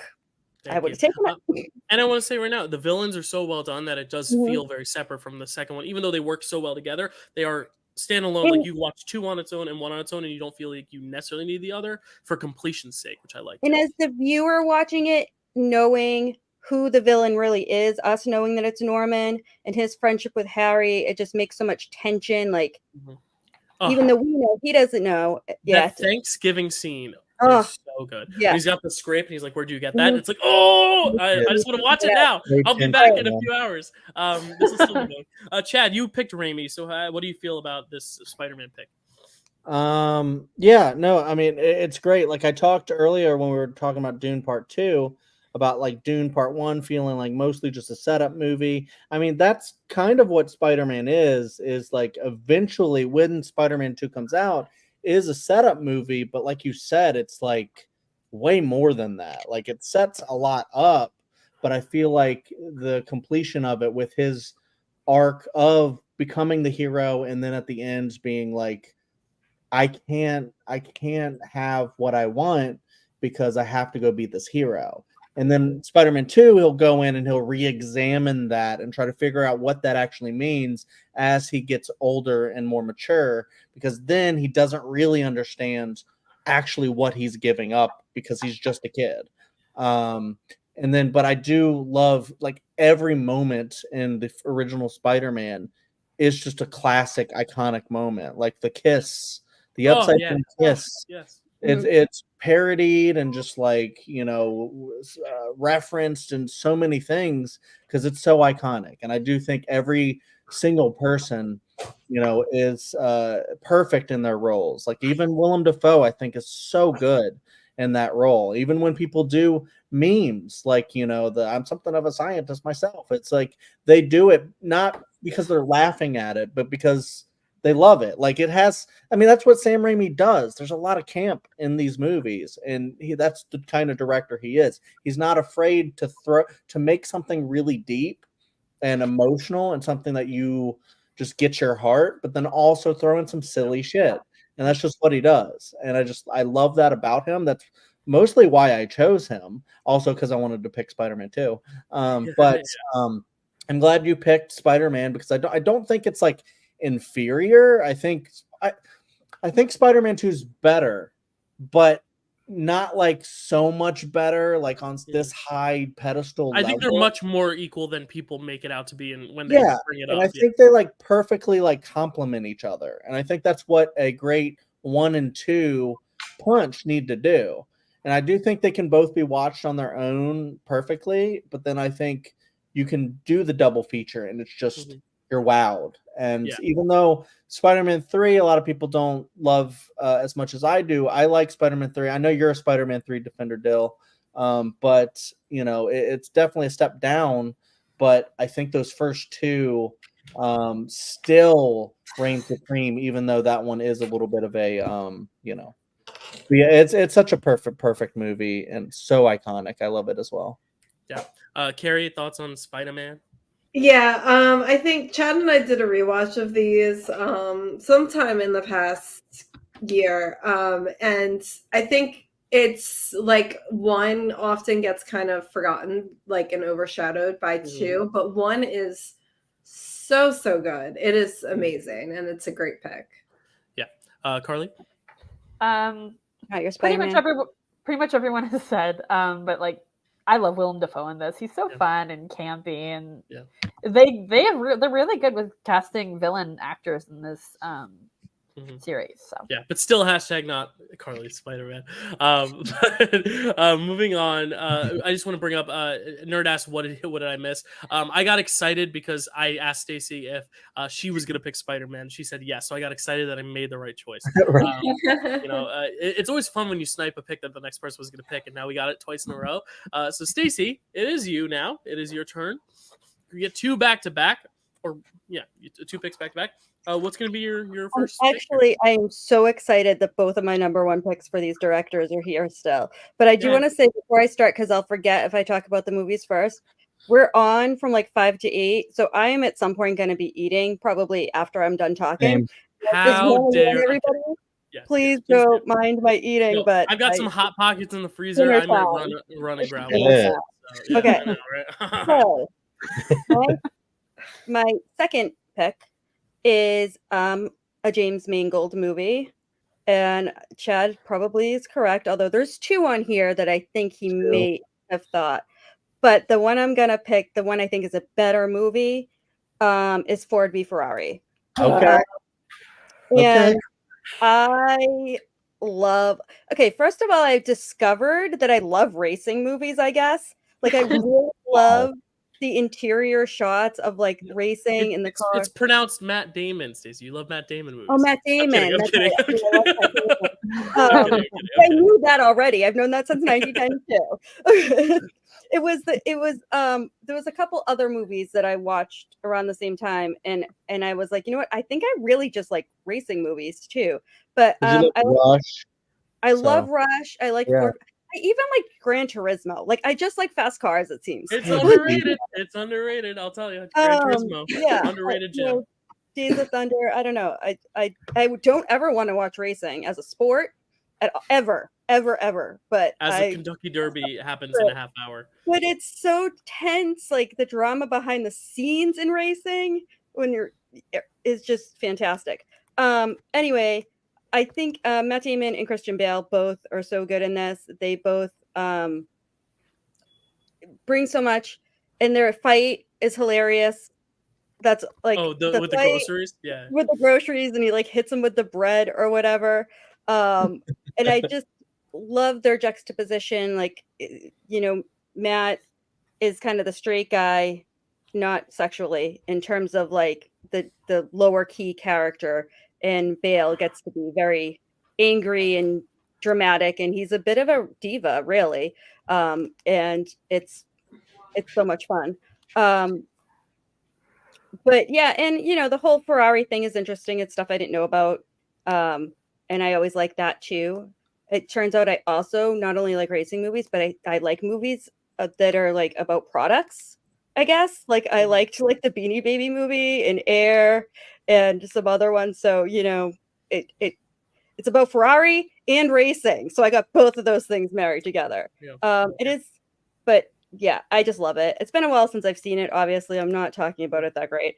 No, you are. Yeah, it's a great movie because it's one of those movies that's not as, plotty or not. It's just very straightforward. But I think that's what works about it so well is that they can just focus on what works really well. They put such high stakes too on Bale to win, and so there's just so much tension with that, and those scenes are so great. Just watching and hoping because you don't know because it is true. So like if you don't a race person, like I didn't know what the real history was if he was going to win or not. So yeah, and I think it's good that it's not just Ford v Ferrari. That's really not the main rivalry. It is, but it's more Matt Damon and Bale because they're on the same team, but they do clash heads, which I think is the most important part. That dynamic. It's not what you expect. Yeah, they're frenemies. Yes. They're frenemies. And Matt, while we're on racing, Matt does ask, do I have money on a horse? Yes, I do. And that is why I keep mentioning it. I picked Honor Marie this year because I did something in the park with George, and I played Louis the Baker, and he's holding a little baby named Marie. So Honor Marie is going to win this year, and that is what I'm saying. In a half hour, we'll find out that's true because my Venmo will... So, or bank account, whatever. No, I didn't bet that much, but Honor Marie, pulling for you, girl or guy, whatever horse. You are gonna kill it, Honor Marie. I hope you win. Any other thoughts on Ford v Ferrari? I really like that one. I think it's such a dad movie. I literally saw it with my dad in theaters. But it's fun. Like it's a fantastic sports film. I really wanted this one because I'm down to one James Mangold film I've seen and really like. But yeah, this is a really good one. I really liked it in theaters. I haven't seen it since, but I think it's really nice. Yeah. Kerri, any thoughts? I haven't seen this one. Ooh. Well, Chad and I will eventually get to it. Picture this. What year is it, Chad? 2019? So we gotta wait. It was 2019. Wow. Yeah, so we got 5 more years, but we'll get to it. God, it was nominated. Hopefully you watch it sooner. I know, right? That year, I mean, we could tip picks because these aren't picks we could pick, but like Once Upon a Time in Hollywood, Irishman, which are my favorite, Scorsese and Tarantino, and then you also get Parasite, and you also get, for some people, they love it, Joker, I mean, which was at least very popular. 1917 is a lot of people's favorite. Like, there's so many good films nominated that year. Yeah, it was a really good year. Yeah, I forget what the others were. Little Women, which is also amazing. Nice. Chad, any thoughts on Ford v Ferrari though? Yeah, I actually went to see this one in the theater without Kerri. It's one of the few times that's happened, but it's one. Yeah, this was I saw it before I was a dad, and I agree that it does make a pretty good dad movie, and I'm wondering if that's why, because it's weird. It's one of those movies where I liked it when I saw it in the theater, and then I've just kind of gone like lower on it since, just thinking about it. But all it takes is another watch, and I could be like, no, wait, actually, I really like this movie. So I do like. I think Matt Damon's great. I also really love Christian Bale quite a bit, like everything he's in. So, I think he was the highlight of that film. And I really liked a lot of the racing stuff and stuff as well. I think it was like very like filled with tension and when you actually get to the racing parts. And so I think when you have that in a car race movie, I think it's really exciting. So I'm down to check it out again. I do think it's one of his better movies. So that was a super solid pick for sure. Cool. All right, Stacey, you're back up on the clock. You get to pick another film, and it seemed like you were very excited about it. So tell us. Yes, no, because this is definitely the two I wanted the most for the directors that we have in front of us. So I'm gonna say his name wrong again, but I'm gonna go with my. Now I know that I'm saying it wrong, and it's so much harder to say at all. Miyazaki. Thank you. That I'm going with that one. Not even that. My pick for that, the one that I've seen many times is Ponyo. Cute. Which is also a Matt Damon movie, by the way. He is the voice of the dad. in the Yeah. in the dub, which I've never seen the original. Usually I do watch foreign language film in the language with subtitles, but I don't even know how we came across this movie originally, but we did when my son was young. And I didn't even realize it was dubbed, to be honest. And he loved it. We watched it a lot, but it was one of those movies that I could watch over and over with him because it was just so cute. I mean, it's about a fish that turns into a little girl, and she's like kind of a mermaid, and the magical under the water stuff. And then I don't even remember that. There's just so much going on. She makes the boat big so they can sail in it, and it's been a bit of a while. My son is 15 now, so it's been a bit of time since I've watched it. But their friendship is just so cute, and the mom, I question the parenting where she leaves them alone and goes back to work but like it is what it is. It's an animated kids movie. So yeah, I'm really I'm really excited to get this one. Just yesterday or the day before, I posted on Twitter that it was a picture of Loki excitedly clapping and dancing, but I was like, me, because my music just randomly played the Ponyo theme song.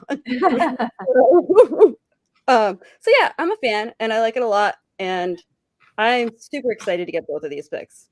Yeah, I need to watch more Miyazaki because this is one that's been on my list that I can't wait to watch. Carly, have you seen this one? I have. I'm so happy Stacy didn't take my favorite Miyazaki because I was worried. No, I wouldn't do that. I know which one it was, and I've never seen it, so I would not. I know which one it is. Goodness. Yeah. I don't know if I'll get it. I still don't know if I'll get it, but we'll see. I also saw this one in theaters. I really like it. It's so cute. It just makes me so happy. Like it's just, I mean, I don't have anything deep to say about it. Just I like watching it. It makes me feel happy inside. So. Yeah. Sorry, Chad. I know I keep bouncing around, but I'll let you talk now.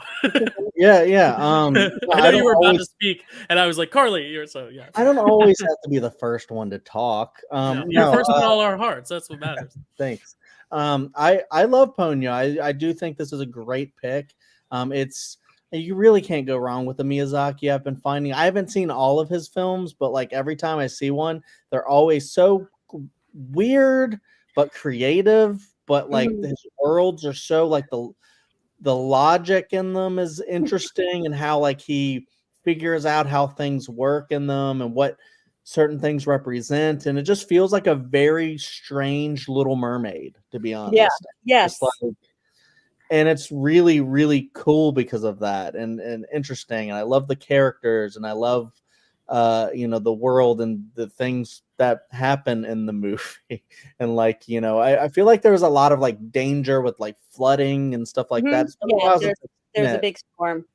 Yeah, and stuff. But I do like it how it's kind of like, it's also kind of like Splash, where it's like, like a different like what do you call it? Like the fish out of water type of movie. Yeah. I know Stacy loves those kinds of movies. Literally, she's a fish out of water. Right. And it's just like you can only make this kind of movie in animation. Yeah. Like you can make a live action Little Mermaid, but there's no freaking way you can make a live action Ponyo. So go ahead. I'm not trying to interrupt. No, I'm not done. I'm done. So go ahead. Okay.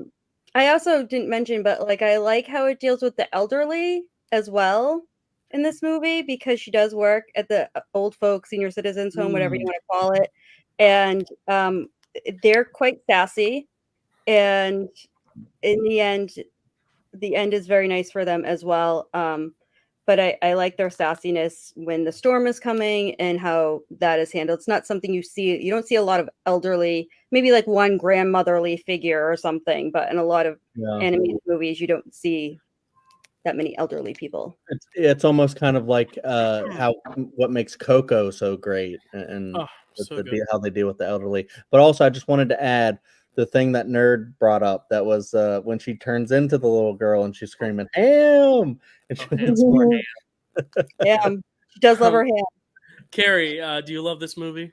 I haven't seen it. Oh, cool. I haven't seen it either. We'll have to do like a Disney Plus watch along if they still do those. Cool. So moving on next to me, I wanted to be a D-bag and take Chad's favorite Villeneuve, but the honesty is that I have so many Villeneuves that I could pick that I'm not going to waste it there. I'm going to waste it on one that I think is a little shallower, and that is Miyazaki. I've only seen 3 Miyazaki films, so I want to get one that What? You said you're gonna waste it on Miyazaki. No. Okay, no. I didn't. Waste was a wrong choice of words, but I'm not gonna. I shouldn't waste it on Villeneuve. Just tell us your pick, Dyl. You're killing me. All right, I'm picking The Wind Rises, which I think is one of his masterpieces. If you look at it, I've only seen 3 of his films, but Wind Rises is widely regarded as one of his masterpieces because it is one of those things where a director is looking back at his career very late in life. And there is another film that came even after that I won't tip, but that also does a very similar thing in an even more striking way. But I think the idea, and it's something you see a lot in Oppenheimer as well, that just came out, a movie that I kind of like a little bit, is that, the idea of creating something because you're so passionate about it only to realize that it's being used for the worst thing imaginable. It's about this guy who loves planes and he loves making planes. He loves designing planes only to realize that he's building planes that are going to be like dropping bombs and used in war. And it's one of the most heartbreaking movies because of it. But I love how they incorporate dream sequences into it. I love how they just like randomly just have this romance spur about and this really great story on illness and romance, which is just surprising when you're watching it. You don't think it's going to go that direction. And I think it's just one of those films that is just so gorgeously animated. Again, I've only seen 3 of his films, but I can't imagine in terms of animation getting much better than Wind Rises, just because it is so much about the atmosphere and the visuals. And I'm happy to be proven wrong because I need to watch more Miyazaki films. So if this is only a great film and there are other even greater ones, I'm very excited. But The Wind Rises is just one I've really liked. And the first time I watched it, similar to a lot of the Miyazaki films I watch, like I don't love it the first time. I'm always like, that was very intriguing. I like that. And then the more I think about it, I'm like, wait, this is a masterpiece. And it's one of those things that I think when I rewatch it again, I'll just be like gushing and oohing and ahhing over. Nerd says it's a beautiful story. I agree. I really, really love The Wind Rises. Any thoughts? Anyone? Wind Rises? I haven't seen it.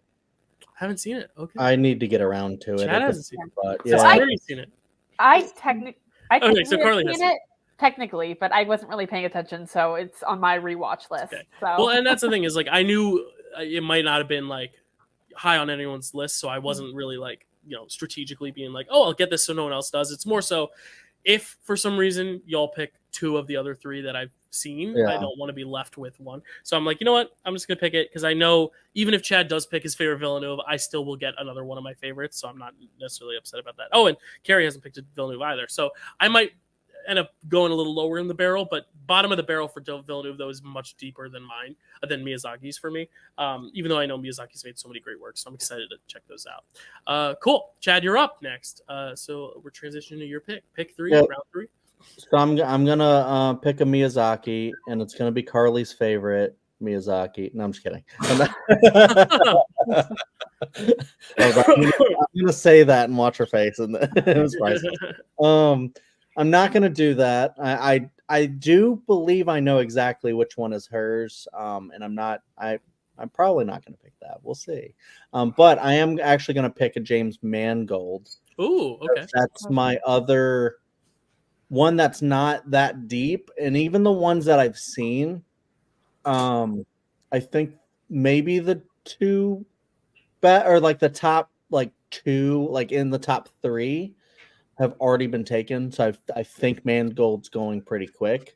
I'm gonna pick one from that because Villeneuve is deeper. Right. There's a few I can pick, and then Miyazaki is the same thing. And I can kind of like guess that you can't really pick a bad Miyazaki. I'm not sure that actually exists. Looking at it, so I don't think that actually exists. But I'm gonna pick a Mangold, and I think with this pick, I'm gonna break Kerri's heart. It's all right, Kerri. I'm gonna pick the one that she was gonna pick, and it's just because we are of the same mind.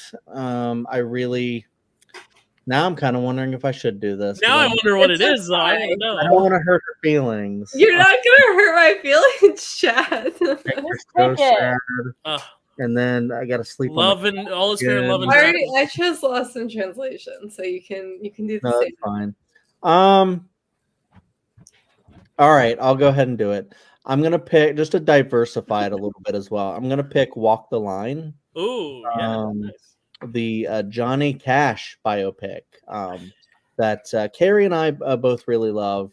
She'll talk about it when after me, I guess. When I'm looking through Mangold movies, there's a few that I haven't seen, and then the other ones I don't think are super well regarded.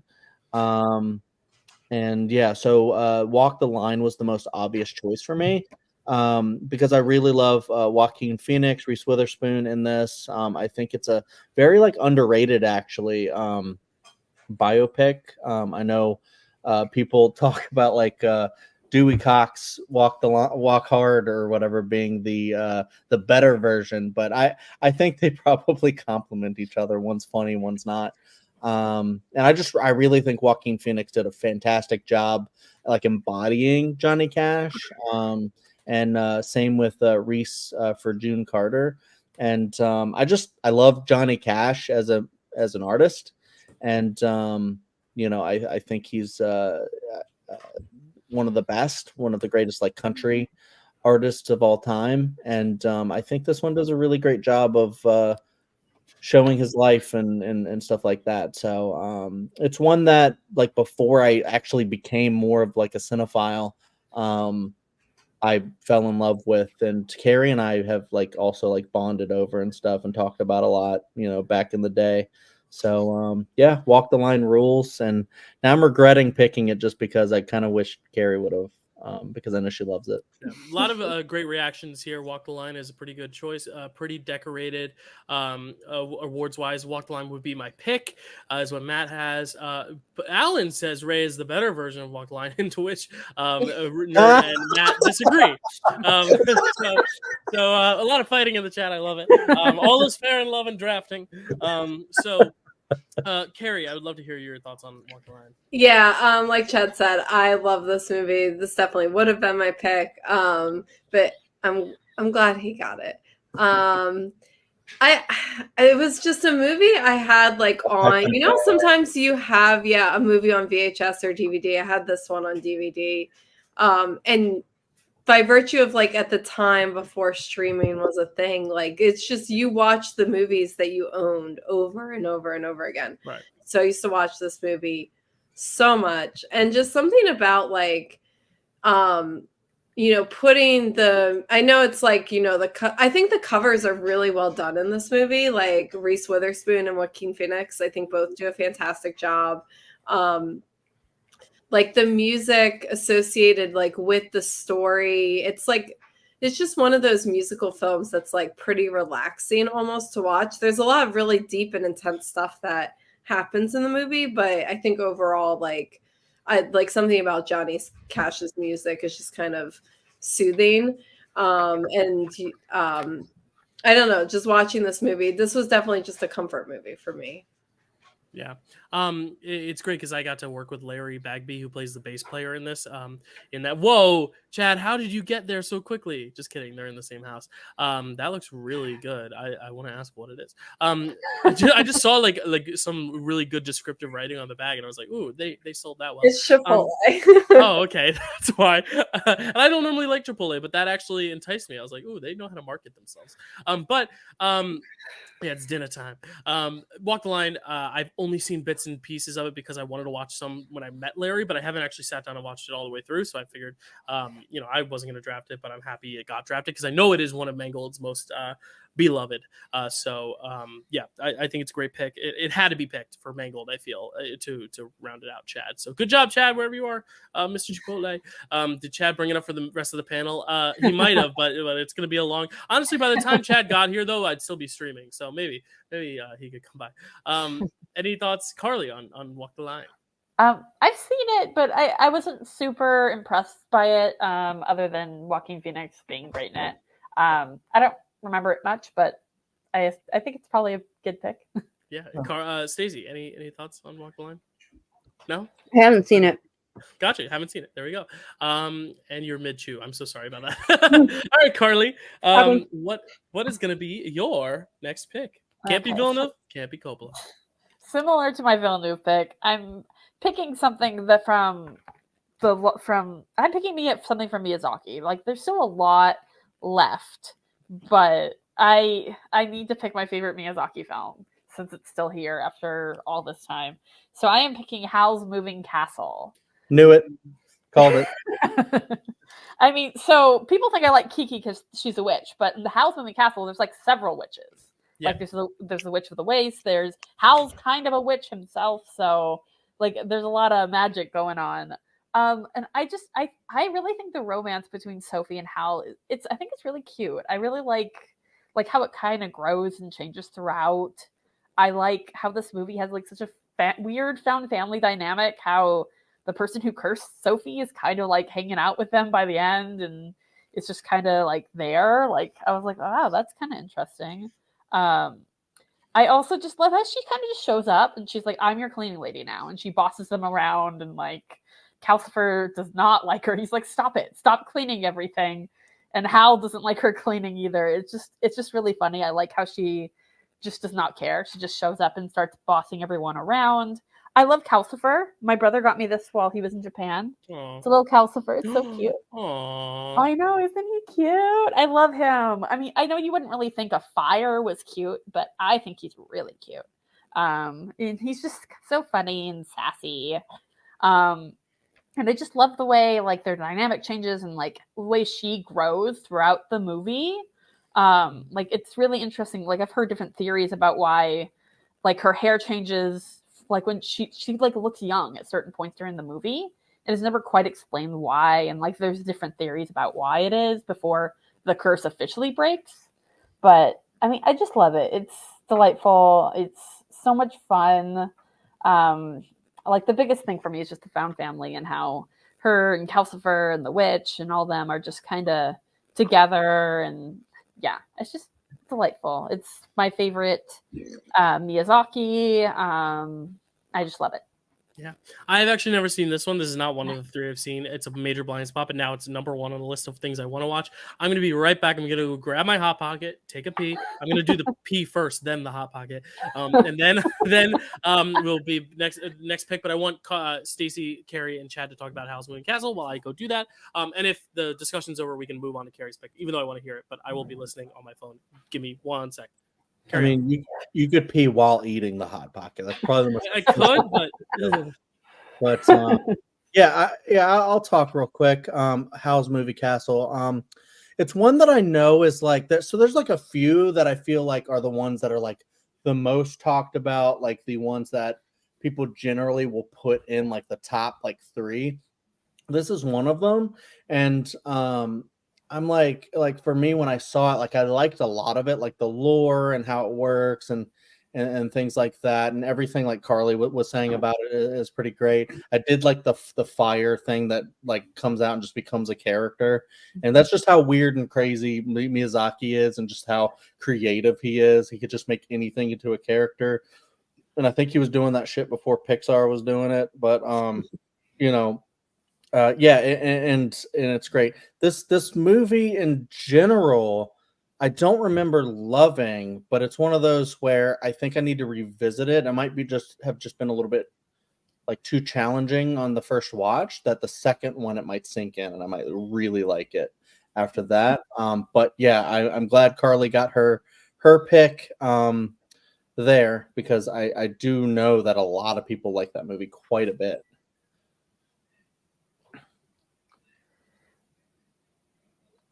Yeah, I guess no one else is doing it. So, Kerri, okay, we're moving. I haven't seen it. But did Stacy want to? I haven't seen it either. Yeah. Okay. Oh my gosh. I know it's a big one. Only watch along.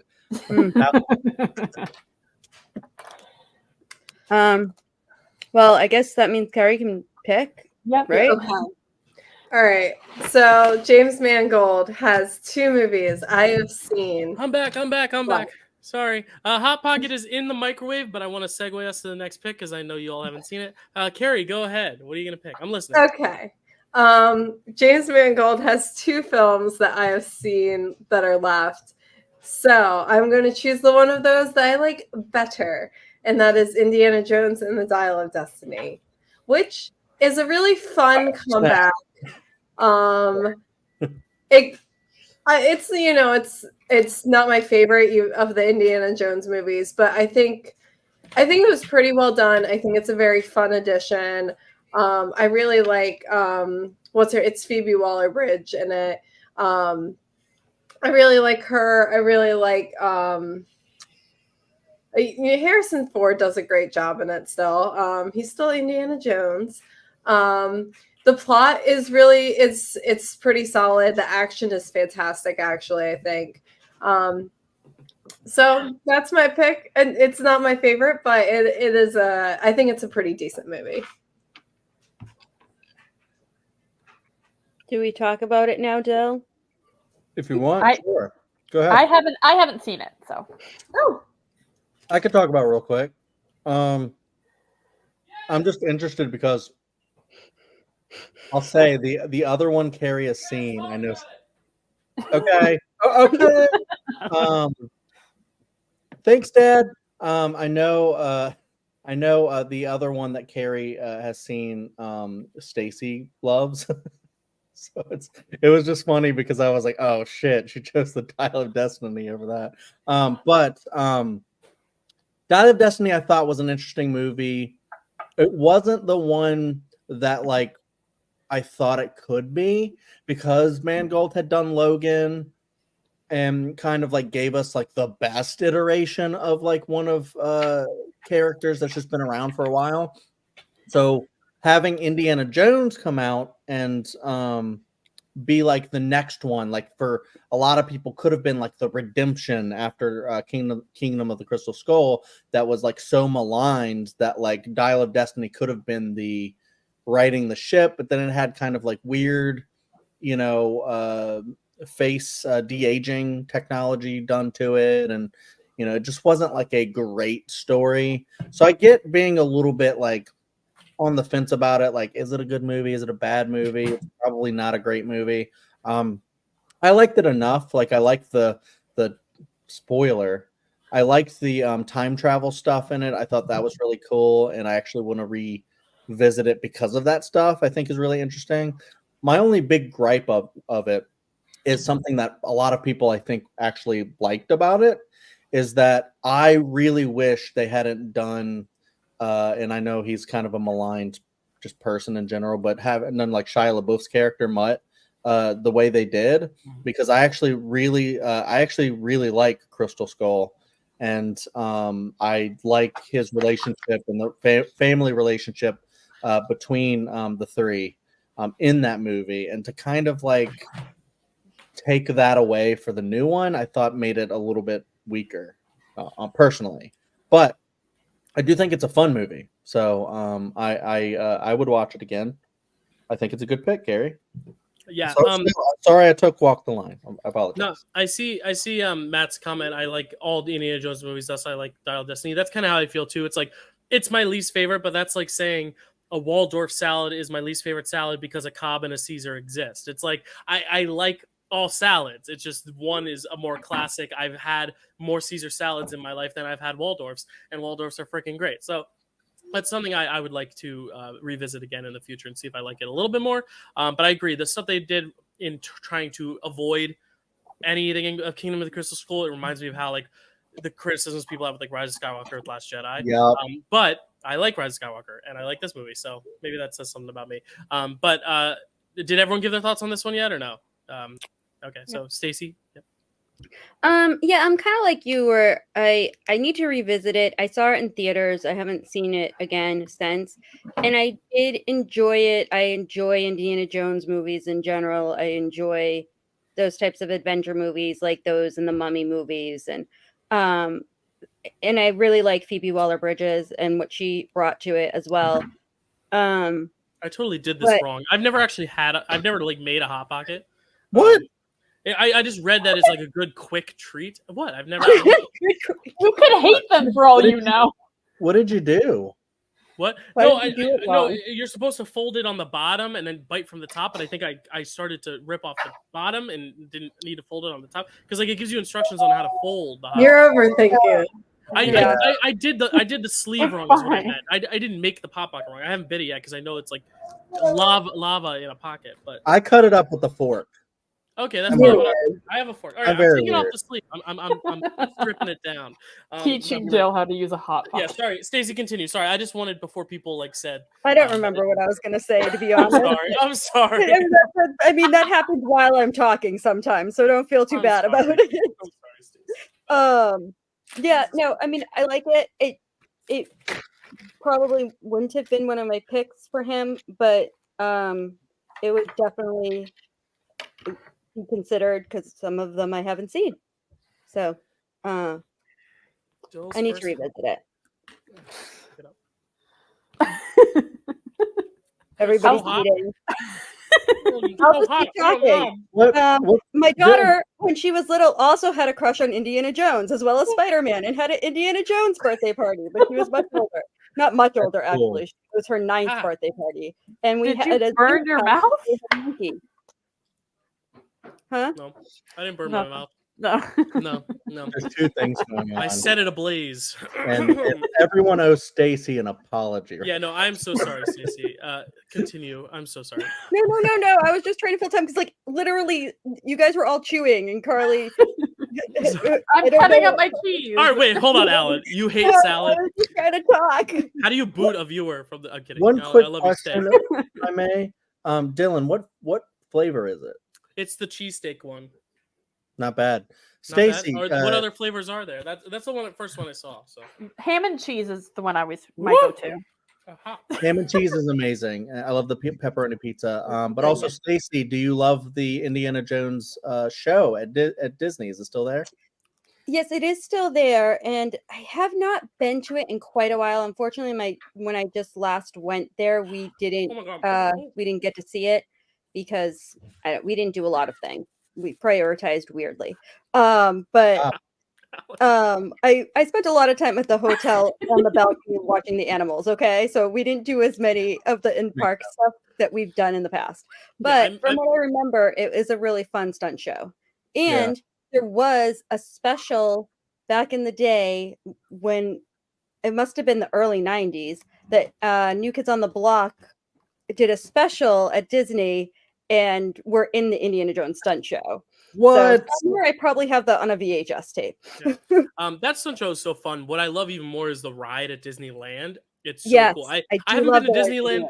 Haven't been to Disneyland since I was 10 years old. So if you want to subscribe, 1,000 subs will get us to Disneyland. Kelsey and I. And Zach says he's coming with. So I want to go. All right, Chad is Yeah, coming can I with go? too. You guys would have to pay. Like I can't pay for 4, but That like or is- 5. But you can come.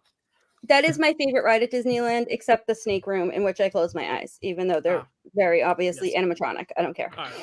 Let's move it along now. Great pick, Kerri. You get another pick. Yay, fun. Oh yeah, that's right. Yeah. Ooh. You still have to get a Raimi, and you still have to get a Villeneuve and a Villeneuve. A Raimi and a Villeneuve. I will go ahead with my Villeneuve. Okay. I don't think it's really in danger of being picked based on people's comments to Dune Part 2. But I also don't think my Raimi is in danger of being picked. So, yeah, I'm going to go with Dune Part 1. Because I know people have faults with it. I don't care. I love this movie. I literally, when we watched this in the theaters, I was like, because I've read the book and I didn't realize ahead of time that there was going to be a part 2. So it's like pretty far in the movie. And it was like, I was like, how are they going to fit in everything else that happens in the book, in this movie? But I was like, I'm down for it. I'll keep watching it. And like the movie ended and I was like, but I want more. I can stay for longer. And I think this just, I think it just the first movie set up the world so amazingly well and kind of set up like visually, I don't know, like how it existed, I guess, in Denis Villeneuve's mind, which is, I think, so different from the Lynch film in some ways, from the a little bit from the source material. And it just turned out absolutely gorgeous. I love that he just took his time with this first part, and it's mostly set up. Oh gosh. Okay, and then I'm gonna have to go get Elliot. But I don't know. This movie just blew my mind. It like changed things for me, and I got back into Dune. Although I can't get past the first book. Maybe I don't need to, because But yeah. Thank you for chiming in, Elliot. I love hearing him. He's definitely watching this, and he's subbed. So if Elliot's subbed, you guys have to sub. Everyone, keep subbing. Yeah. Again, not to really talk too much because I'm going to talk in my review. But I am one of the rare people who likes Dune 1 better than Part 2. Just saying. And the rest you'll have to hear from me tomorrow morning. Any other thoughts on Dune 1, Chad? Yeah. Well, first I want to say. Sorry, whoever wants to go first. Well, I was just going to say first. When Elliot cries through the monitor, a lot of the times it sounds like a ghost. Stacy, you can talk first about Dune. Oh, well, I mean, I did talk a little bit about it when I picked Dune 2. And I do love Dune 1. For me, it was a hard decision to pick between them. And it was really just, we get so much more meat in Dune 2, which is why I picked it. But I do think Dune 1 is beautifully shot. It's got Jason Momoa, which is always a win. And after watching Lynch's Dune, it was entirely necessary to split it in half. Like, if you didn't split those in half and make that first one set up, things get so crammed together that they make absolutely no sense. Mm-hmm. So I think that it was necessary to do it that way. And I think on its own, it is an intriguing story already. But yeah, I think it's a good pick. I really like it. I think that she should have maybe, yeah. There's a lot of good picks for him. Well, guys, I just want to say, Kelsey texted me how many subscribers we got, so I just want to make it known right now. We have hit 100. We are at 1210. Nice. So the table read is happening. I'm going to look really quickly at what we unlock next, and I'll put that up as an update. But whoever wants to talk, Carly or Chad, Dune 1. I can talk. I don't have a lot to say about it other than, it's a really great film. Like, just the experience of it, like the sound, like, I mean, there's a reason it got nominated for a bajillion Oscars. And there's a reason people were so outraged that Villeneuve did not get nominated for Best Director for it. And like, there are some critiques about it only being half a movie that I think it gets a well enough ending. Like, I think it feels I think it's a good place to end it, and help lead into Part 2. But yeah, I really like it. I think and like I said, I'm not the biggest sci-fi person, but I think it's probably one of the best sci-fi films there is. Cool. Chad? Yeah, I mean, I'd agree with that. I don't know why, like, my estimation of it kind of went down a little bit. It's kind of the same thing that happened for me with like Across the Spider-Verse, where it was just like, hey, but it's like the ending, like, satisfying. But then again, Fellowship is my favorite Lord of the Rings, and that kind of has a very similar end where they just kind of trail off, and you're like, well, we got to wait for the next part. And that doesn't make it like a worse movie. So I think they're kind of like all in the same bucket, even though I could totally rank those three movies, and Fellowship would be at the top. But Dune, I think, is a very close second because yeah, I mean, it does set it up really well. If you do compare it, like Stacy was doing with the David Lynch version, it's better in that it's more cohesive, and I think it tells the story better. But if you compare it to the David Lynch version, it's also blander than the David Lynch version is wild as hell. It is wild, but at a certain point, it just stops making sense if I didn't already know the story. Like, if I didn't know, I'm like, how could anybody follow this that doesn't know the story already?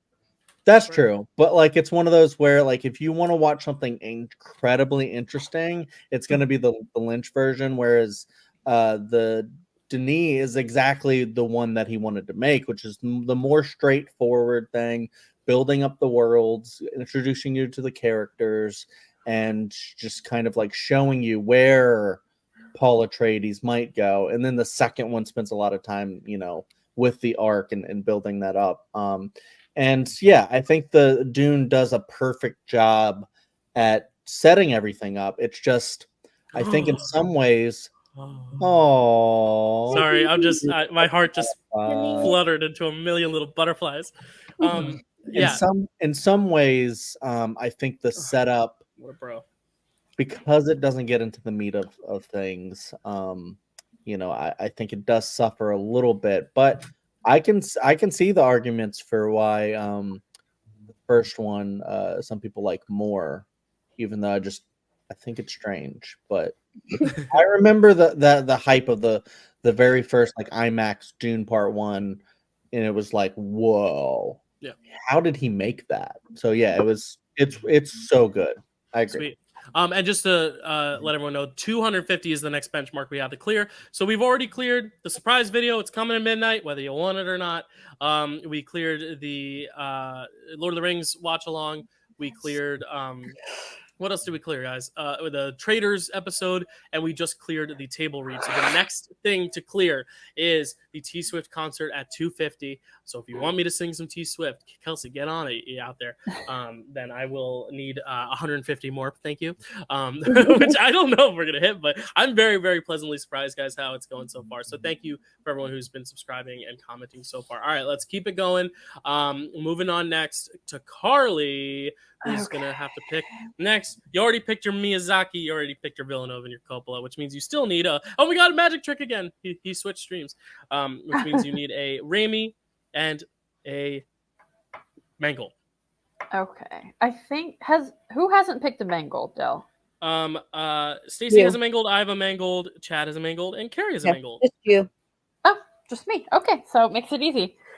All right. Dang it. What do I'm torn because there's one I can say a lot more about that I'm not quite as okay.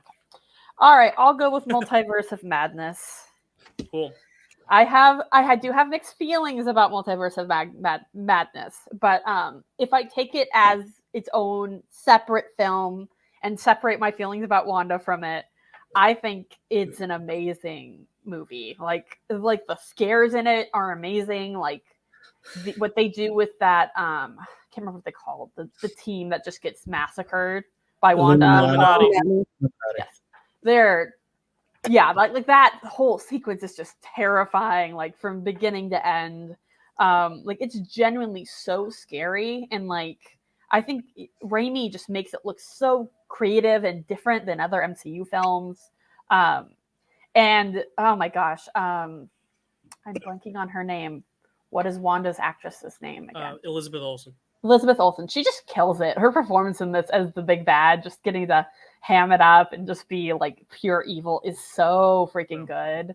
Like it's just I love it. I love an evil lady villain that's just kind of chewing it up, and she is so fantastic in this. Again, I have my reservations because I didn't necessarily want this turn for Wanda in the MCU, but if we were going to do it, like he did it in the best way. The directing of it is just fantastic.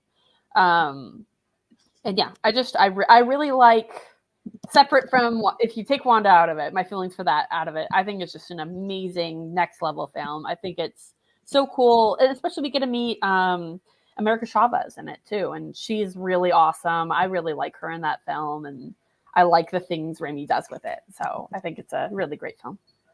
Yeah.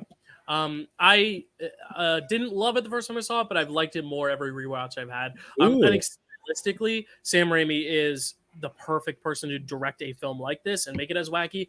I just think he could have gone even further, and they could have gotten even gutsier and gorier, but it is Disney still. And I think they were hyping it up a little too hard as the horror MCU movie, because I really think it was more of just like a darker, more kind of horror comedy more than it was a blanket horror. But there's still such great horror imagery in there, and I love the music notes fight. It's just an all-timer. So that's great. Chad, Raimi fan. Are you a fan of Multiverse of Madness? Yeah, I very much was. So it's one of those where I saw it in the theater and I really loved it. I was just expecting to love it because I love Sam Raimi. I love just his shtick, all the stuff that he normally puts in his movies. It's just so weird and wacky. and this one was no different. It was very weird and wacky. And then, kind of seeing a lot of the critiques of it afterwards, I had a lot of pushback initially where I was like, you guys are like, like the same thing you would do if you love a movie and people are kind of like, you're like, pushing back and you're like, y'all just thinking too much. This movie's great, kind of a deal. But I see where people are coming from, and I don't actually really disagree all that much. I think for me, it's just one of those things where a lot of that stuff doesn't bother me. Like, I understand, like, Wanda's turn, kind of, I just feel like there was a lot of miscommunication there. I wouldn't blame like Raimi for it. I'd blame like the MCU not like knowing how to like make things work and what to put first. They're experimenting with Disney Plus and all this stuff. So I get the criticism, but I think it's a damn fun movie. It is a Raimi movie through and through. It feels like he had a lot of creative control. I also get like the whole thing where, people are like, I wanted more multiverse. I could have used maybe a little more multiverse in there, like a bunch of different stuff. But, when you're trying to tell a story, they're like, well, we need to land on like one and tell a story there instead of, doing all this other stuff. So I kind of wish maybe they'd be able to do like a Doctor Strange 3 and then give us more of that. Right. I have no idea if that's going to happen. But I when the moment that I just fell in love with the movie was not just Pizza Papa, which I love, but when your namesake. Yes, but when the moment when he's like, I'm going to use that dead body from earlier to do my bidding, and then he does, he takes the souls or whatever and like makes wings and or a cape. He makes a cape out of it, and it's just like such a cool, fun moment where you're like, holy shit!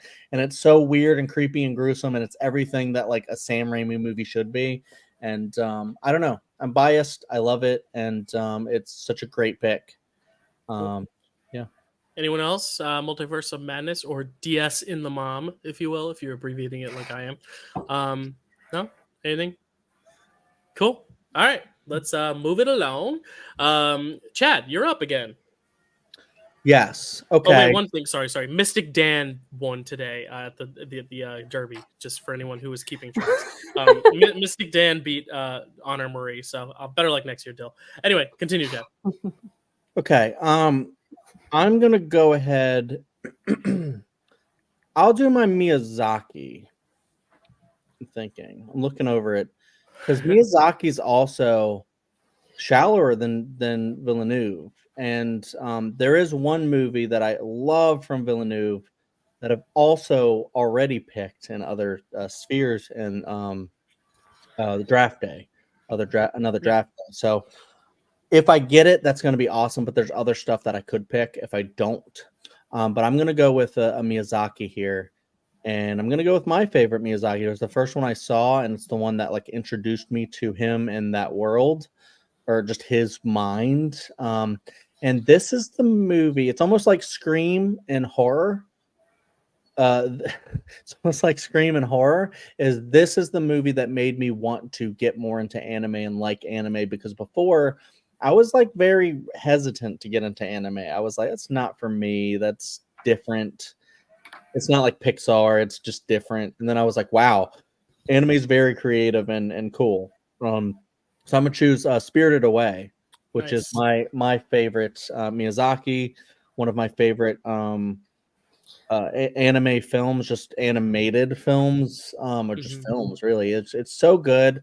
I love the it's like very haunting, that movie. I love how it's a girl who goes into the spirit world, and so you get a literal world created right in front of you. And it's almost like a dreamlike thing. And you get to experience the world developing right in front of you as everyone else is, or as she's experiencing it as well, for the first time. And it's so weird. There's like a really big baby, and you're speaking of baby, there's a really big one and Spirited Away. A lot of really like, you're like, oh, this is how this hotel works. So strange, but I kind of love it. Yeah, I don't know. It's just so iconic too. It's one of the first movies, I believe, that won the best animated feature. Yeah, it was the second one after Shrek. First, yeah, after Shrek. Yeah. And I think has there been another anime that's won it? Most recently, Boy and the Heron. That's right. Everyone's picked their Miyazaki. To answer your question, Matt, so we can say other titles. But yeah, Boy and the Heron won this year. True. Shit, I could have waited for my Miyazaki, but that's okay. But I'm glad I got this one here. Yeah, I don't know. It's just so creative and beautiful, and I love it. It's just the animation, just the way that he shows things flying and stuff like it's just I don't know. I need to rewatch this one because it's so beautiful. Yeah. Yeah, I've never seen it, but I know Chad is a big fan, and I'm sure so many people are big fans that I need to see it. So it's on my list. Carly, any thoughts on Spirited Away? Yeah, Spirited Away was one that was a bit overhyped for me when I first saw it. So I didn't I wasn't in love with it the first time I saw it. But on the rewatches, it's Miyazaki. It looks beautiful, and I love the little ghosty guy. He's so cute. The way I love him. But yeah, I don't have a ton to say about it, but I think it's a really good pick, and I know a lot of people really love this one. It's like that iconic character that you see all the time, the black figure, and then you don't know what the thing's vibe is, and then you find out, and you're like, oh, okay, that's what this thing does. I love that. Kerri, I don't know if you're ready to talk right now, but you did pick Miyazaki. What are your thoughts on Spirited Away? Yeah, it's really good. I've only seen it, I feel like, all the way through once. What, you want to participate too? Yeah. I think I've only seen it all the way through once, but it's so good. I actually would have thought, and I guess probably because this is my second favorite, I just assume it's Chad's favorite too, My Neighbor Totoro. So, but I think it's really cool he chose Spirited Away. Yeah. Oh, gosh. I'll be smiling forever. Hi. Whoa. Oh, Elliot, I can't wait for Elliot's draft day debut where he actually is on the panel and he's like, I got the Godfather. I'm like, Elliot, you stole the Godfather from me. We'll pick Miss Rachel and Sesame Street. Yes. Yeah. I love it. Sesame draft. Hey, if you want it, I'll make it happen. You don't even need to donate, Elliot. I will make a Sesame Street draft happen. I know, Stacey, you're busy right now, right? Or do you want to talk about Spirited Away? No? Uh-oh. That's okay. Stacey, any thoughts on Spirited Away? No? Okay, cool. No worries. I just wanted to give you the opportunity if you wanted it. All right, I'm up next. And this is tough because Stacey has a Villeneuve. I do not, and she does not have a Coppola. So strategically, I should pick my Coppola now and not let Stacey take one off the board for me. But the thing is, I think there's 3 Coppola movies I'd still be okay with. And I just happen that my Villeneuve, my favorite, is still there. And I gave every opportunity to Chad to get it, so I'm going to take it finally. Blade Runner 2049 is going to be my next pick. It's just one of those movies that for me is top to bottom perfect. I know it's long, but it never really feels it. It feels it, but never in a way that you're bored. You do feel the length, but it's so purposeful, and I think the story's just so engaging. I really like the original Blade Runner, and I didn't at first when I saw this film, but now having loved this film so much and going back to the original Blade Runner, I actually appreciate it a little more. The original one, not more than this one. I still like this one better, but this movie being so good has made me appreciate the original more, which I think is a really good testament to a good sequel. So this is one of my favorites. I think Harrison Ford, it's probably his best of his legacy roles over Indiana Jones and Han Solo in terms of when he revived them. I think this is the strongest performance of the 3 if you're looking at this, Dial of Destiny and Force Awakens. But he's just so locked in here, and I think Ryan Gosling's so good here. Jared Leto, I hate him, but he's good here. That's the thing is everyone comes to play here, and everyone's doing a phenomenal job. And Roger Deakins, enough can't be said about how he shoots this and how it looks, and the scale and the use of purples and oranges, the color schemes. It really is incredible in terms of a technical achievement, and it deserved more. It deserved more money. It deserved more Oscars. It deserved more attention. Ana de Armas should have at least 2 Oscars at this point. It really is such a good for this film, both for this film, for lead and supporting actress. I don't care because I was trying to think of the other one, but she's just so good. I love it. Chad, I know you're probably bummed I took this one, but I know you have other Villeneuves you like too. But I wanted to let you talk first for BR 2049. Sure. Yeah. It's one where I I already picked it in the ABC draft. Right. And so it's one where Dylan and I were both like kind of flirting, like, you want it? You want it? No, you take it. No, okay. No, you take it. So it was kind of like that where we knew what we were talking about. At least I think we did. And then I was like, well, Villeneuve is so deep that I'll find one. It'll probably be my last pick. And there's a 1A and 1B with Villeneuve. So I have another one in my pocket. I'll definitely get it because you guys have already taken it. Yeah. It's all taken. Yeah. So I'll get it. But Blade Runner 2049 is so perfect. It's so good. It just feels so like a lived in world. I think it is his best movie. Just through and through. It's just like I don't think anything really competes. I know a lot of people might disagree with that, but that's just my opinion. I think it's really just the pinnacle. It's like a perfect sci-fi movie. I think Ryan Gosling is amazing in it. Just shows his range and depth so much. I just love how I do think it is better than the original Blade Runner. I think it's more interesting and just more like the pacing's better, even though it is a longer movie. But it takes all the great stuff about Blade Runner and keeps all that in there. And it does have some like characters from the original, but it doesn't ever feel like it's like a nostalgia thing where they're just continuing the story. And I think only Denis can do something like that. I don't know. I could go on about this. It's so beautiful. Beautifully shot. Just the sound is incredible. The score, just like Dylan was saying, like it confounds the mind to understand, as good as the two Dunes are, that not only did it just bomb at the box office, but like that wasn't the one that was given Best Picture that year. It was so good that like now Denis is getting his due. But it just sucks that then I think Arrival had already come out, right? So it sucks that like Arrival came out, was nominated for Best Picture, and then they were like, whatever. I think this is the very next year, right? This it's next year. So, 2017. So this would have been Shape of Water, Lady Bird, Get Out year. Yeah. Yeah, and then now Dune 2 is definitely going to get a Best Picture nomination. The first one did. It's definitely going to. And so it's just so weird that they just kind of skipped this one. It happens to be like one of his finest movies ever.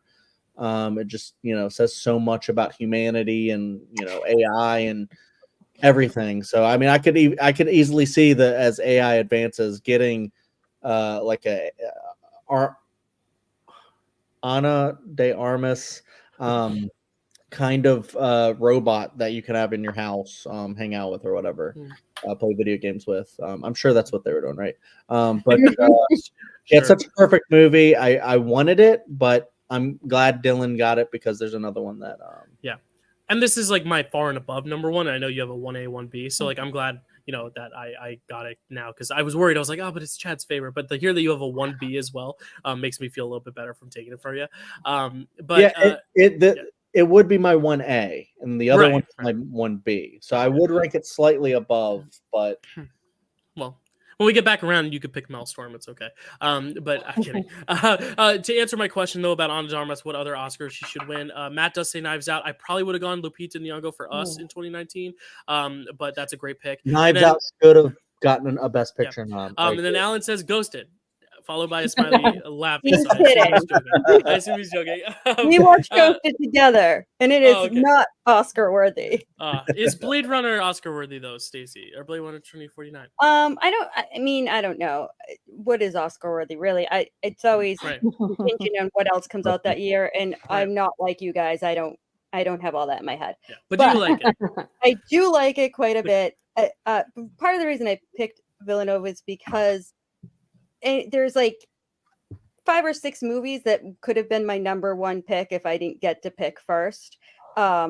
This is one of them. Arrival was one of them. I think, this is a beautifully shot movie. It starts with such a strong, amazing performance by Dave Bautista that made me look at him completely differently as an actor, and it sets the tone for everything else going forward. Like it just grabs your heart in that beginning and just is like, we're just gonna just crush that just a little, just as much as we can, and it just grips you with that. And I don't always do well with quiet movies because, once again, I tend to listen a lot more than I watch.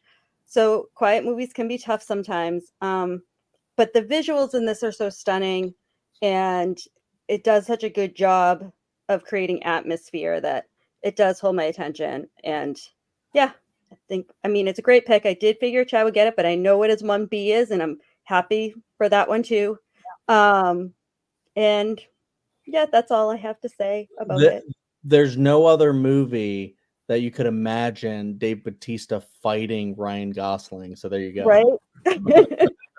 Like True. throws him through a wall at one point. It's so cool. Right. Yeah, I'll go no, next. that is still Are my you done? favorite, even though it's so quick. Even though, I mean, even though it's so short, that it's probably still my favorite Dave Bautista performance. So good. And I have seen him in things other than just being Drax. So, So good as Drax. he is so good as Drax. I love him as Drax, but yeah, no, I just love that so much. Him at the beginning of that movie. Yeah. Carly, any thoughts on I was Drax? PR 2049. I was also going to say that this is when Bautista actually started like registering as an actor, not just oh, he stars in the Guardians films, but like as an actor who can actually do like good performances. And like he was also great in Knock at the Cabin, and I'm sure he's been in other stuff recently as well. But yeah, I really like this film. I don't really care about the original Blade Runner film. And I think this is I think it's great when you can make a sequel to a film that people don't really care about and just make it so much better and so much next level. And obviously some people prefer the original Blade Runner, but I really like this one. Ryan Gosling's so good in this. I kind of want to rewatch it because ever since I saw, ever since like Barbie, I've been more and more obsessed with Ryan Gosling. So I kind of want to rewatch this to see if I appreciate his performance even more. But yeah, like has a killer cast all around. Like we've talked about Ana de Armas, she's amazing in this. But yeah, it's really good pick, and Villeneuve just kills it with sci-fi. Yeah. Matt does bring up a good point. Lupita would have been lead. Darmas probably would have been supporting for Knives Out. I still would have gone Florence Pugh for Little Women, but I definitely think Darmas could have been a best supporting actor win for Knives Out that year. Wait, what? What are you talking about, Chat? What? Lupita Knives Out. Lupita and Us. Oh. Because we were talking about what else in the side Blade Runner, because I said I would give Ana de Armas 2 Oscars by now. We were trying to think of the other one she would have won Ana for. de Armas is the main character of Knives Out. Yeah, so she would have been lead then, or supporting, depending. Yeah. Well, she was campaign. She might have been campaign supporting because Daniel Craig was campaign lead, but I don't remember. But either way, they're both great. But let's move on now, Stacy. You get 2 picks back to back. It's my turn. That's it right. Is. You get to finish your draft out. So Sorry, you still a lot need to pick happened when my daughter was leaving, and your Coppola and your Raimi. You still have to pick. So. Okay. So God, I've been struggling with my Raimi. Down to 2. I think I'm gonna go Evil Dead, and the reason I'm gonna go Evil Dead and not one of the first one. Nice. And I know there's a lot of love for Evil Dead 2, and I have a lot of love for Army of Darkness, but I think sometimes you got to give credit to what starts something. And, I think I never say definitively anything because there's always shit I don't know. But this was definitely one of the first kind of cabin in the woods type of single location horror movies, and I love those so much. If it wasn't the very first, it definitely helped popularize that whole subgenre. It's funny, it's creepy as fuck. It introduces kind of this whole mythology that we get to explore further in the other ones and on the show, all of which is so much fun. And so for being the first of that, I will take Evil Dead. Yeah, it's a great pick. I like how you're picking the first one because I think kind of like what we talked about Spider-Man 2, I feel like immediately everyone just goes to the second one, and it is great. And we might get there's still one more person to pick Raimi, so it might be tipping picks, Oh, but it's hard with sorry. sequels. No, it's hard with sequels, but even in the private chat, Kerri did say this one is her favorite. So it is one of those things though where I do think the first one deserves the respect just as much, if not more, than the second. Not if not more. The second one's still great, but I do think it isn't as beloved for some reason because everyone wants to talk about the Right. sequel. But I agree. I think it's a great, and for what it started, and just the practical effects are so fun and Yes. good. Yeah, I really liked this the first time I watched it, and I'm glad you picked it because it is, I think, right now underrated. And I think that like the second is beloved, and the second gets kind of so silly and over the top, which is part of the fun of it at some points. But Mhm. also for me, I kind of like the first one not knowing what it is yet. Like I think in the second one, they kind of played it up more, like the comedy aspect of it. And so I kind of like that the first one Yeah. doesn't go as big there. Mhm. Yeah, no, I like the pick. Chad, what are your thoughts on the first Evil Dead? Fucking love it. It's such a good movie. Yeah, I mean this when I was like getting into horror, I was going to watch the remake, the 2013 Evil Dead. And that was the first year that I saw any Evil Dead, and it was the first one. And I found out that it's scary. It's definitely really creepy, but it's also very campy and kind of silly at times. You're Mhm. not sure, like, is this silly or just really creepy? It's kind of both, actually. It's both. I think that's what makes Sam Raimi such a unique director and such a brilliant director, how he's able to do different crazy shots and just kind of do his own thing and just, torture fucking Bruce Campbell just Mhm. to no extent. Like if you ever can check out If Chins Could Kill, the one of Bruce Campbell's books that he wrote, he talks about like his coming up with Raimi and how they're just like kids making a movie, and just the story about like how wild that shoot was and just crazy, and just Sam Raimi just loves to torture him and stuff. And it's just really funny to think about how they probably almost got shot during it because they were like, it's not like they went there with permits and all this stuff that you're supposed to do. Nope, they just went to like the backwoods Guerrilla somewhere, filmmaking. rented a cabin. I don't even know if they rented it. Maybe they were just there, but they just like went back and just started. Yeah, it's a really interesting autobiography. But yeah, the movie is great. It's so fun. It's very simple. It's very like simple. It's like very few characters, but like how it does. I know that there's like one part that a lot of people look back and kind of hate because it's sexual in nature and stuff like that. But it's kind of an Evil Dead staple now, and it's horrific. It is what it is. But the movie itself, everything else, I just think is so creepy. Like when you have like the the people just with their acting. It was like one time, like apparently the is it Linda that actually turns into the kind of a thing. She was doing that just to annoy everybody, and Sam Raimi was like, that's creepy. Do that in the movie. So it's just like really fun to how this movie got made. Is just so interesting and so crazy. And it's just the way it's so weird and gritty and just like so low budget that it just works. It makes it even creepier because it's like it's not found. Yeah, but it almost feels like something that just really happened. And Right. even all the stop motion stuff that they do with the book and the tongue coming out, and it's just really weird and oozing, and you can tell why this was rated NC-17 and at the time. And it's just so crazy and gross and beautiful and amazing.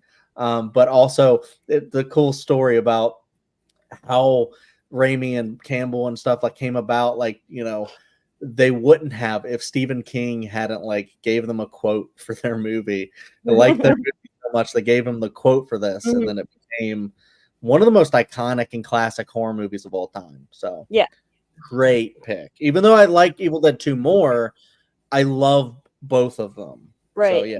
And to be honest, I think maybe I I love it more. Like I almost went Army of Darkness because I really love Army of Darkness and That one's how really it cool takes too. all of that from the first two, and then they go into the other world. And yeah, it makes it a lot bigger and more adventurous, but it's just so fun.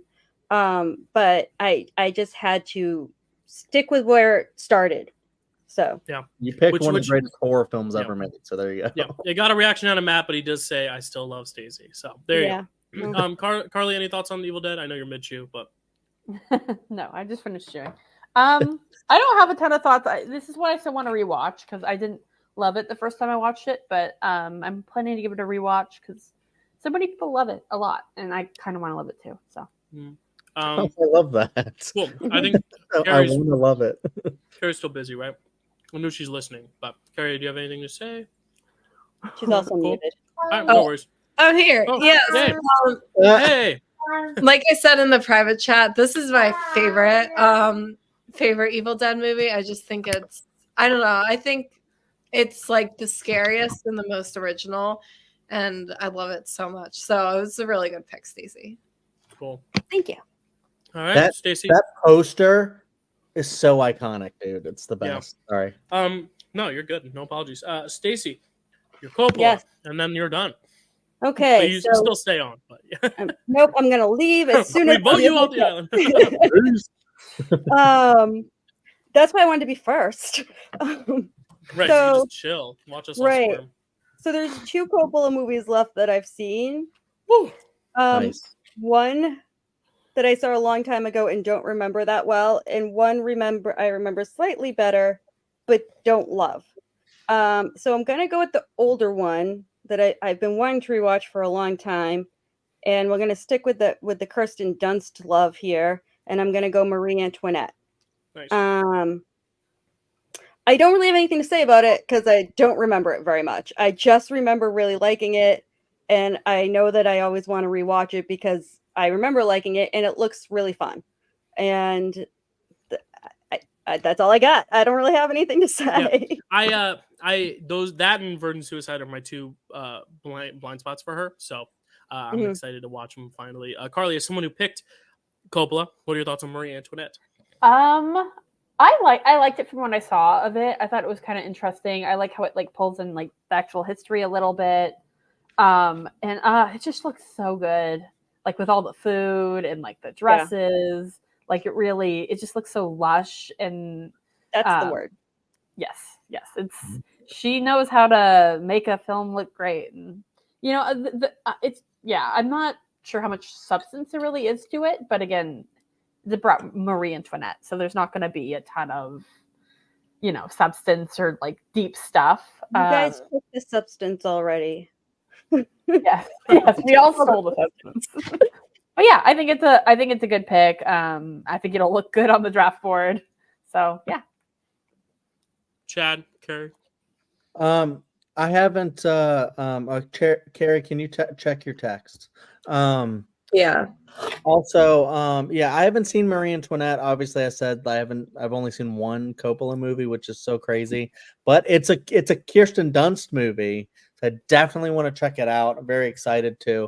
And then also, I was looking at the cast list and I saw Jamie Dornan was in it. I was like, oh yeah, no, it makes sense. Stacy picked this one. So, Kerri, have you seen this one? I have not. I remember seeing lots of advertisements for it and maybe reading some articles about like the production design when it came out, and it's one I've always wanted to really see. Nice. Cool. All right, moving on to my last pick, which is also going to be a Coppola pick. I'm between 3, and since I think everyone else has picked a Coppola, correct? Yeah. Yes, Yeah. I'm going to just talk about the 3 I was between. I thought about The Beguiled, which on my ranking is the highest, but it's a movie I haven't seen since I saw it in theaters. I remember really liking it. I thought about On the Rocks, which is a movie that came out during the pandemic that I really like, starring Kelsey's favorite actor, Bill Murray, but it's another one that I haven't seen since I first saw it. The one I saw most recently, which is not at the top of my list, but one that I think is the one that's freshest in my brain that I want to represent if I can't represent Priscilla is The Bling Ring, which I think is a really fun one. Emma Watson, I think this is a really cool like first showing outside Hermione. This is her first real big role, I think, after Hermione. I believe this came out right before Perks or right after Perks. It might have been after Perks, but this was also like a much darker side of Emma Watson than we've ever seen, and we really haven't seen it captured since. So I think it's really cool that we get to see this other side to her, and she's not even the lead, like she's a supporting character, which also allows her moments to be even more special because they're a little less seen, a little less frequent. But I really do love The Bling Ring. I think it's a really cool commentary on modern society and culture, and it just doesn't feel like a Sofia Coppola movie. This is the one movie that you kind of watch and you're like, I don't know who directed this, and you see it and you're like, oh, it makes sense once you really hone in, but it's one of those movies that doesn't necessarily feel altruistic, which I think is cool. It's accessible for those who don't love or don't really know Sofia Coppola's work very well. And I will say it's in the first year of A24. So A24, when they first came out, that was one of the first 5 films that came out, and it was very well received. So I'm going with The Bling Ring. It's not one I'm super passionate about, but it is one that I think is worth noting and one that people should check out. Just a couple things.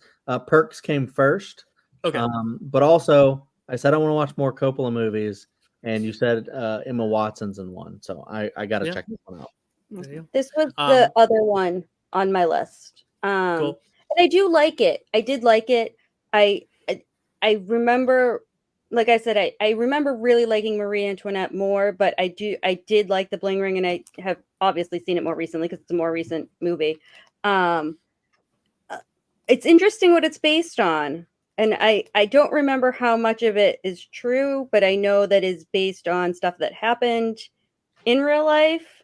I just don't know how much of the details are factual.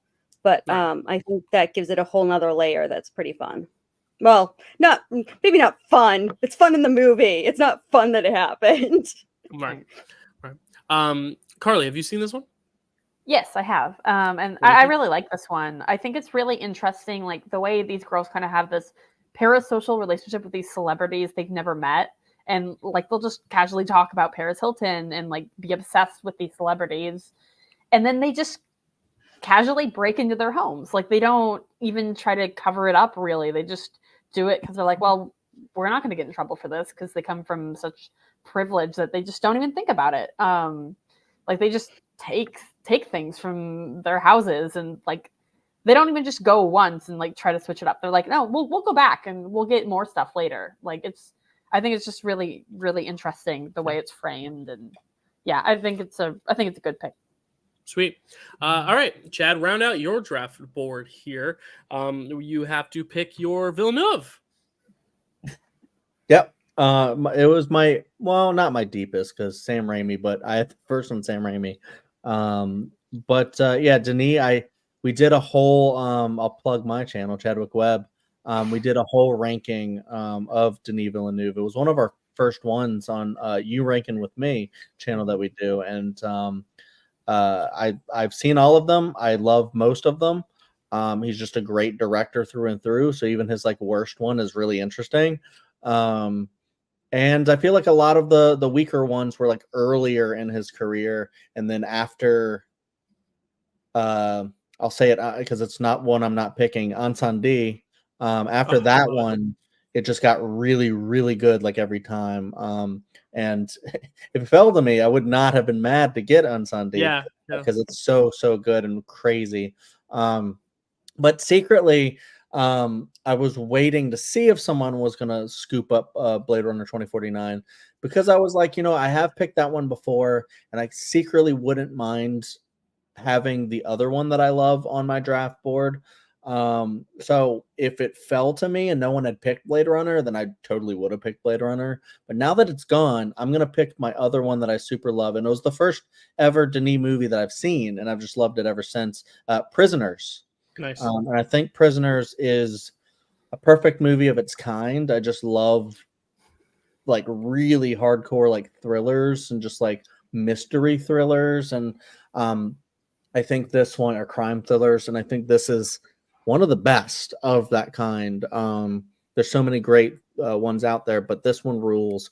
And I love like what it has to say about like, like humanity and like what happens if like what lengths would you go if someone takes your kid and you don't think anyone else is going to be able to help find her, because you hear so many cases of like a kid being taken and you got to wait like 48 hours or whatever, and then by then you might not have a kid anymore, and it's just like a very scary thought. And it's like, what happens if someone wants to take that into their own hands?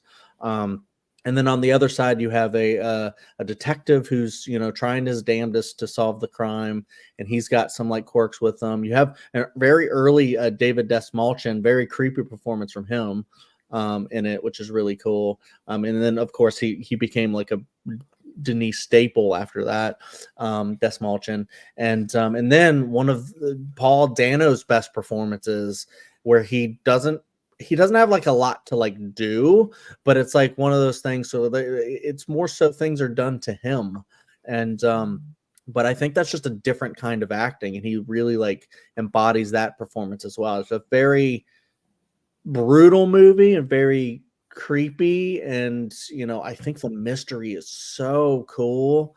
And I love the ending. The ending is something you probably wouldn't think would happen, and it does. And you're just like, I don't think you can predict any of this movie. There's one part I don't like, and it involves the dog. That part I don't like, but it still kind of adds to like the who is the perpetrator of this crime, the whole mystery style to it. So yeah, I don't know. I think it rules. Yeah. Boom. Yeah, I mean, you said literally everything that I would have said. It's great. One I can't really rewatch a lot because it is so dark and heavy, which is why it's not like in my top 5 or 6. But I really love it. I think it's great. Stacy, any thoughts as you're the Villeneuve representative here? I'm happy to be. Yeah, I have not seen this in a very long time, and I only saw it once, but I did really, really like it. I do remember really not knowing if they had the right guy, and I liked that I had no idea. Like to me, it really could have gone either way, and I remember that very clearly. I think I didn't revisit it much because my daughter now, as I said, she's about to turn 25. But when this movie came out, she was obviously much younger, and it was not the easiest movie for the mother of a girl of that age. But it is really good. I'm really glad Chad picked it. There was only one other Villeneuve movie that I hoped maybe could get picked, but obviously only 5 could get picked. So what is it? Enemy. You can say it. Enemy. Oh, love Enemy. Yeah. Enemy was the other one that I was like, would be really cool if it got picked. But yeah, no, and the performances are great. The cast is great. It was also my introduction to him as a director, although I did not realize or care at the time. But and I think it's a great pick. Just the other thing I want to add real quick is we think about all of the sci-fi epics that he's done and stuff that looks so gorgeous, but then you look at Prisoners too, and it's Roger Deakins in there. It's beautiful, that movie. It's so good. Yeah. Kerri, thoughts on Prisoners?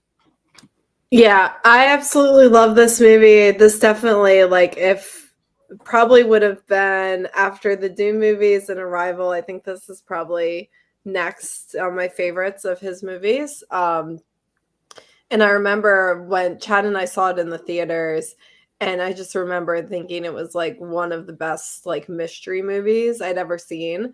I love it for that. It is a hard rewatch, and I don't know, probably having a child now, I'm sure it'll be even harder to rewatch. But I think the mystery just comes together so well, and it's something that Denis does actually really well. Like Arrival is almost a little bit of a mystery film. Yeah. Blade Runner is kind of a mystery film. So he just pulls it off very well. Yeah, absolutely. Carly, any thoughts on Prisoners?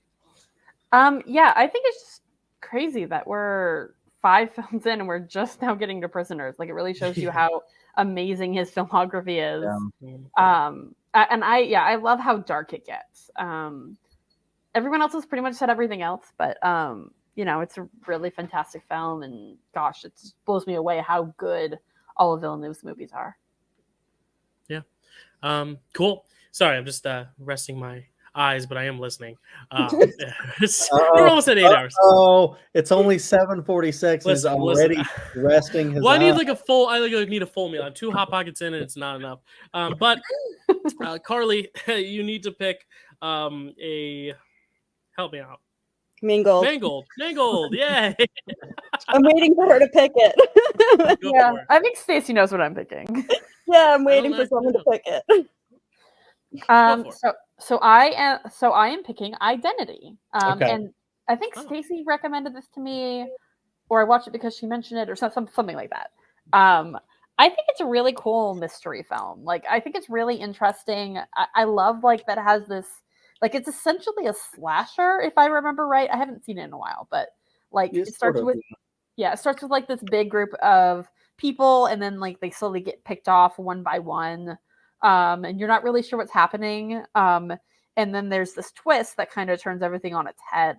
And I really liked the twist. I thought it was really interesting and unexpected. I know there have been other people who have seen it who have said, "Oh, I saw the twist coming," but I thought it was really cool, and especially it came out a while ago. And I think it kind of feels a little ahead of its time in a bit. Like I really liked it. I liked the twist. I liked how you get this big cast of characters that get to play off each other a little bit. Yeah, it's a really solid film, and I'm glad I could pick a movie I have seen from James Mangold instead of just looking and trying to guess. So yeah, solid. Yeah, I've never seen this one, so I'm very excited to finally check it out. Yeah, he has a pretty stealthy filmography though, like movies, because like my number like 2 and 3 are 310 to Yuma and The Wolverine, which didn't get drafted. So that just goes to show how deep his resume and his filmography are. 310 to Yuma, if you're a fan of Christian Bale and westerns, it's amazing. And Ben Foster is in that too. He's great. Oh yeah. Any Stacy, any thoughts on Identity? I see in the chat Oh, you and yeah. Aaron watched it together. Yeah. He does. I saw this in the theater originally. I think now people watch it and they kind of roll their eyes a little bit at the twist. I think audience, and I'm not going to say what it is, even though it's an old movie. I don't want to ruin it for people who haven't seen it. But I think it is a lot easier to see coming now when we've had a lot of other movies that have done not the same thing or anything, but like close enough that there's certain tells now that lead you in the right direction that when this movie came out weren't there. It just hadn't been done as much. So the twist was fantastic. And then there's a little twist within the twist at the end, which makes it really fun. But I loved how it unfolds.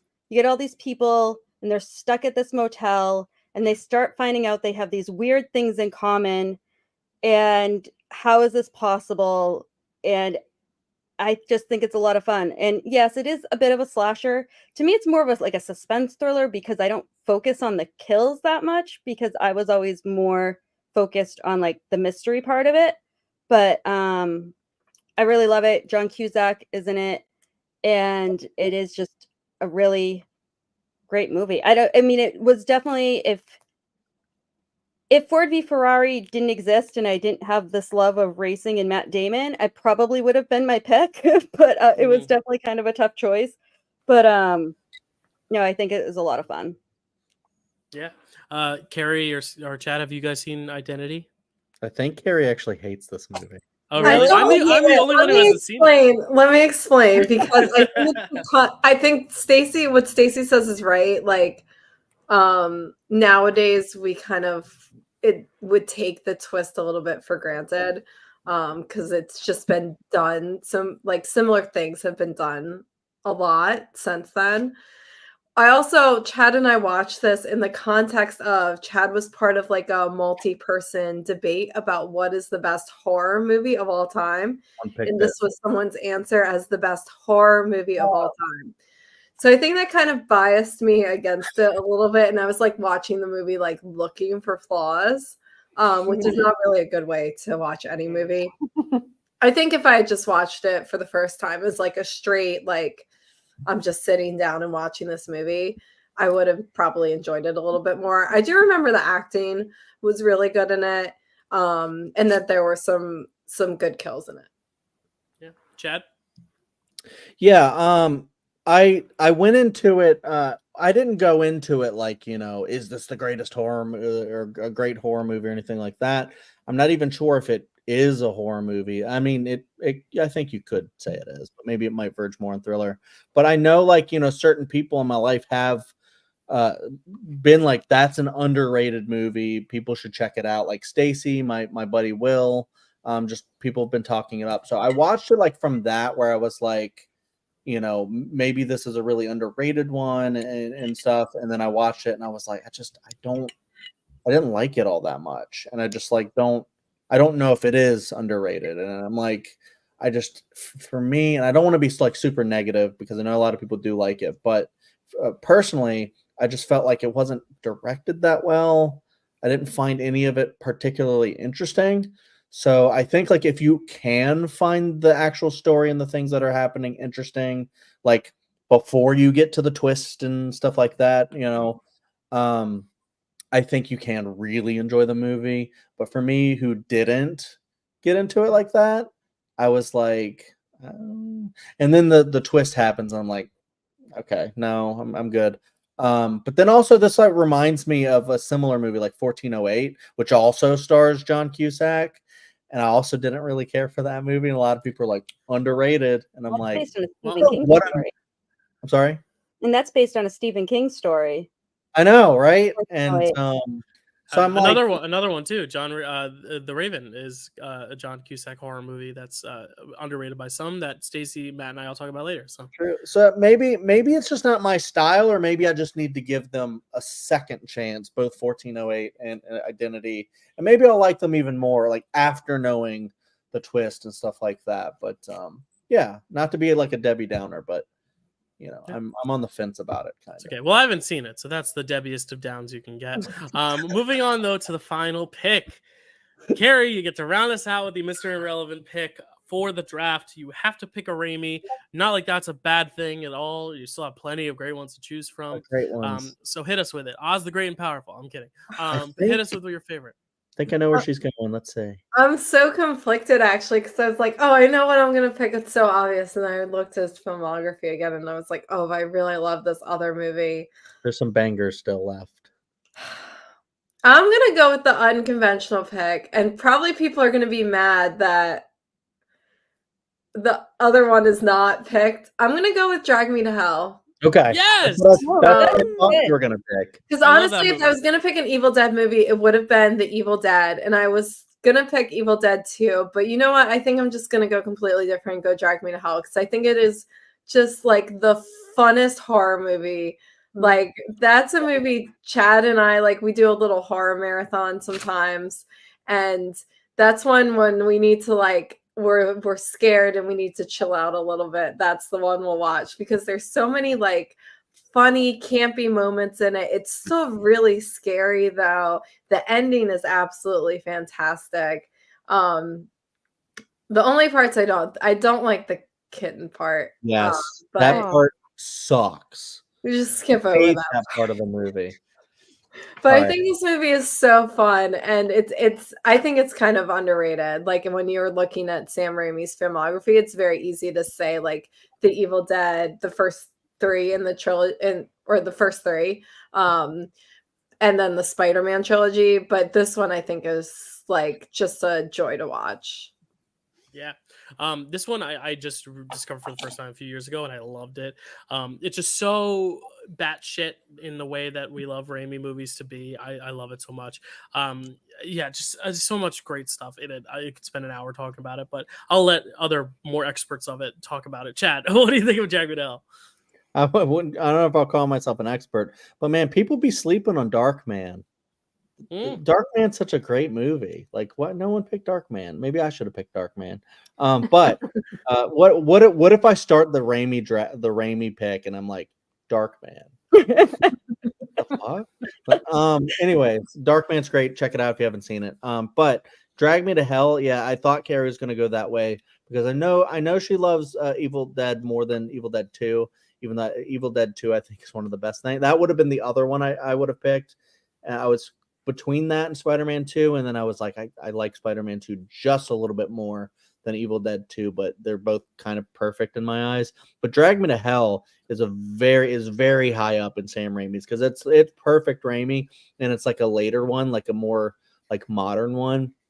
I hate the cat part, but everything else in it is so fun and so weird and so crazy. And I just I guess you shouldn't use the term gypsy, but you know, they the Romani people or whatever. But the way that the plot unfolds and all the weird stuff happens, and it's all, you know, the cursed button and all, I don't know. I'm trying to like think of how to word it, but it's just so wacky and wild, and I love how weird and funny it gets, but it's also so creepy and scary, and it's a lot of crazy jump scares, and it's just like this young woman like battling a dead gypsy woman. Is crazy. It's like, what the fuck is going on?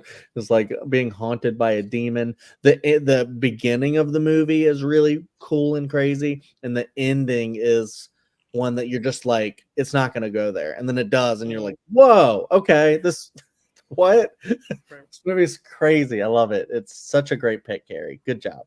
Yeah. Stacy, Drag Me to Hell.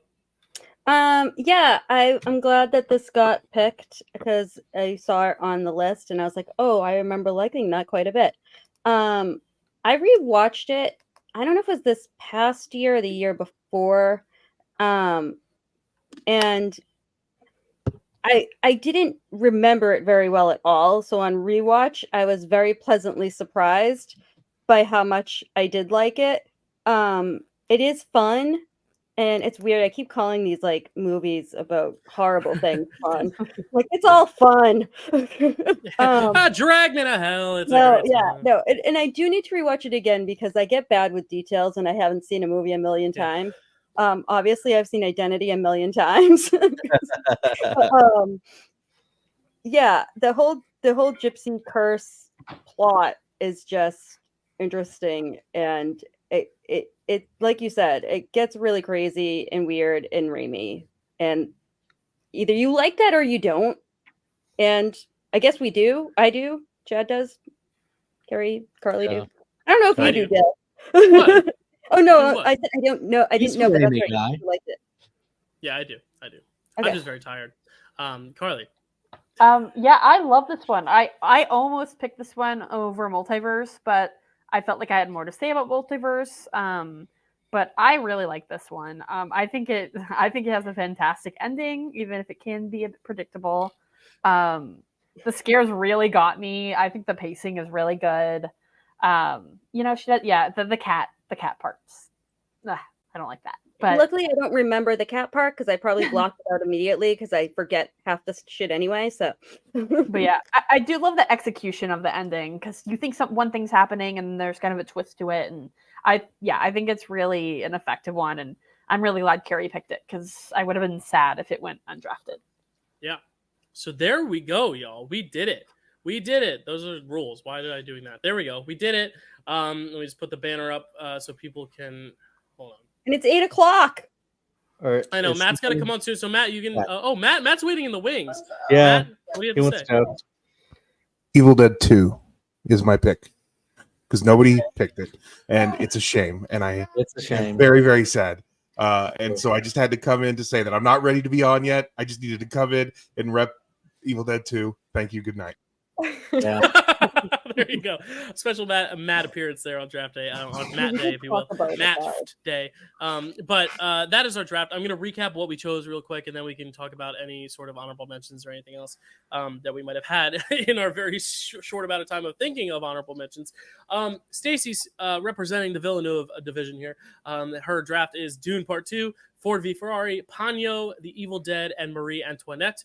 Dylan representing the oh gosh, I forgot his name. James Mangold division is Logan, Spider-Man, The Wind Rises, Blade Runner 2049, and The Bling Ring. Chad representing the Sam Raimi division, it's Spider-Man 2, Priscilla, Walk the Line, Spirited Away, and Prisoners.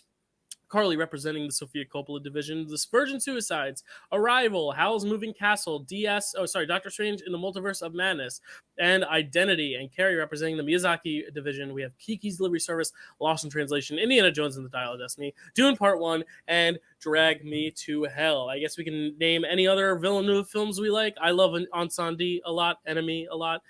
Any other ones to bring up? August 30, what is it called? August 32nd on Earth or whatever. Yeah, great debut. The other two are all right. Anything else? I already said Enemy earlier. Yeah, so. Enemy. Mm-hmm. I think Polytechnique is really good, but it's extremely dark. It's yes. That's like the one I don't love of his, but yeah, it's a very interesting one for sure. Yeah, and Incendie rules. A lot of Radiohead in there. Oh, Incendie breaks my heart every time. Any other Mangold films? I know I mentioned 310 to Yuma. I know Girl Interrupted is a big one. Girl Interrupted was the one I was going to mention. I haven't seen Girl Interrupted, but if I'd run out, I probably would have picked it. I feel like you would like that one, Carly. I almost picked the Wolverine. Yeah, such a great one. I was gonna pick the Wolverine and give Kerri Walk the Line, but then I had already kind of just made the decision to choose Walk the Line. So, I am a little surprised and not upset about it at all because I refuse to even watch this movie. But I'm surprised nobody picked The Greatest Showman. Was that Mangold? Is that a Mangold film? It's on his list. Well, I don't think he directed it. He might have wrote it or produced it because it makes sense with Hugh Jackman. A lot of crossover here. Hugh Jackman between Prisoners and the Wolverine stuff. The crossover. A lot of Kirsten Dunst crossover here. So it's really fun to see. Kirsten Dunst, I think, is the one who was represented in most of our movies. Any other? I mean, Miyazaki has so many. Any other Miyazakis? The other two I'd seen are Boy and the Heron and Princess Mononoke were the other ones. Yeah, Princess Mononoke rules. My Neighbor Totoro is great. My Neighbor Totoro. Shit, that's all I've seen. That's crazy. Yeah, I really like My Neighbor Totoro. That definitely would have been my next pick. It's so cute. It's so sweet. Cool. Any other Raimis that bring up? I joked about Oz the Great and Powerful, but I think it actually is a competent movie that people. I believe. Oh, go ahead, Cece. Oh, I was just saying for Raimi, I really like 30 Days of Night quite a bit for actually like vampires or scary predator. You didn't direct that though. Oh, am I looking at the wrong thing? I'm looking at the wrong thing.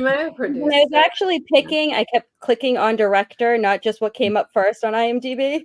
And now I'm just gotta manifest it. When Michael Gracie directed Great Showman, I don't know who that is. Night and Day. I don't know about that, man. I don't know. Night and Day is not my favorite, but. The Gift. The Gift is amazing. Gift, A Simple Plan, which I haven't seen in forever, but I remember being really good. And The Quick and the Dead were all ones that I would not have minded taking. Yeah. And the Oz the Great and Powerful was actually on my list because I saw it in theaters and I don't remember much about it. But I remember I liked it. So that was the last one on my list if I had lost identity. Looks better than the Wicked trailer, I'll tell you that. Sam Raimi, man, he knows what he's doing visually. I can tell you that. That wasn't meant to be a hot take. Sam Raimi's just a very artistic, very good filmmaker, and knows how to color correct. But again, it's just a trailer. I'm not going to judge right now. We'll see in November. Sorry, it was fun, bad but fun. Night and Day, yeah, I'll give you that. Anything else for any of these directors? Any last thing to bring up? I wanted to talk about Raimi for a second because I represent him. Evil Dead 2 not being picked is a damn shame. Like Matt said, it is one of the greatest shocker too. One of the greatest horror films ever made. But I totally get why Stacy picked the original because it's amazing as well. Darkman, like I said, people need to see that more because it's like an early like Liam Neeson. It's really good movie. And then Army of Darkness is great. Simple Plan. It shows that he can do like more than just horror, and Simple Plan is a really cool like thriller. He did a baseball movie. He did For the Love of the Game. Is it good? Oh, is that him? I like that one. Yeah, I've heard not so good things, so I'm glad you like it because I want to check that out. But For the Love of the Game. Timberlake in it. Yeah. That's not with Justin Timberlake in it, right? No, that's Trouble with the Curve. You're thinking of. That's right. You're right. No, For the Love of the Game, it's Kevin Costner, and it's a baseball movie. It's really good. How many baseball movies is Kevin Costner? At least three. All of them. It's like a Thanos and the Stones. At very least, but probably closer to 5, but at least 3. Yeah, and And Spider-Man 3 is very underrated. Underrated. I agree. And we're gonna see. There's rumors he'll do Secret Wars or Kang Dynasty. I don't even know if Kang Dynasty is happening, but he's in the talks for it. Not necessarily anything confirmed, but he might be on the board. I want him to do something else. I know, right? Break away, sir. Yeah. All right. People like For the Love of the Game. Okay, I was listening to the wrong people. I did. I trust. don't know. I trust. No, I mean the people in the chat too. I feel like I trust this. I trust you, JD, and Matt a lot, Chad. So I've got a 75%. I think that's solid. Yeah. No, that's not bad at all. All right. So I'll see most of y'all later, either for games or Chad, you're on another draft day. Stacy, you're on another frame wreck. But anything y'all want to say? Plug, ta for now. What do y'all want to say? Anything, Stacy? Yeah. Watch frame wreck at like 5 a.m. It's worth it. Or watch it later. But that was a lot of fun talking about The Raven. Whether you have preconceived notions about whether it's a good or bad movie, just maybe that will change your mind and make you interested in seeing it, or maybe not. Maybe you've seen it and you'll completely disagree. But it was a lot of fun to talk about. And I never plug my social media, but why not? I might as well. I'm Stacy LM78 on the social medias, Twitter and Instagram. So if you want to, you can follow me. And I don't know, that's it. I think I'll probably come back for games either tonight or tomorrow or both. But other than that. Cool. Chad? Check out Picture This later. It's going to be fun. Conversation for sure. A great year. But also check out, my channel, like I already plugged, with You Ranking With Me, and, trying to do more stuff over there, but there's a lot of great rankings you can check out. And then check out Welcome to Primetime. Actually, I'll let Kerri talk more about that, but it is a really great channel where we talk a lot about horror and Buffy, the Vampire Slayer, and stuff like that. Stuff that I really, really love. Keep watching and doing a lot of subathon stuff. I'm excited for this one, and if I'll be back. Well, I guess for Picture This, but I'll be back definitely for the other draft day. I'm very excited about. So yeah, Kerri, anything? Yeah, like Chad mentioned, we host a horror show with Hunter Chambliss called Welcome to Primetime, which I think is now on its own YouTube channel. Yeah. So you can just search Welcome to Primetime and probably scroll a few videos down and it'll come up. Cool. Carly? Yeah, I'll definitely be on for games later, and I'll stay up for the surprise video because I have the Pacific Coast thing, so it won't be that late for me. So. If y'all crack the code, let me know privately if you think you got it, because you only got a few more hours to guess what it is. Very exciting. Idea. Ooh, I'm very excited. Y'all have a treat in store. We're at 12:30 right now in terms of subs. So we've gotten right now 120 is our mark right now that we've gotten since we started at noon. So 120 in 8 hours, not bad, but we still want to go further. So keep subbing, keep subscribing. Thank you all so much. Matt, whenever he comes back in, I'll bring him on, and we'll start frame wreck in just a bit. Thank you guys. Thank you, Kerri. Thank you, Chad. Thank you, Stacy. Thank you, Carly. We'll all see hopefully all of you later at some point.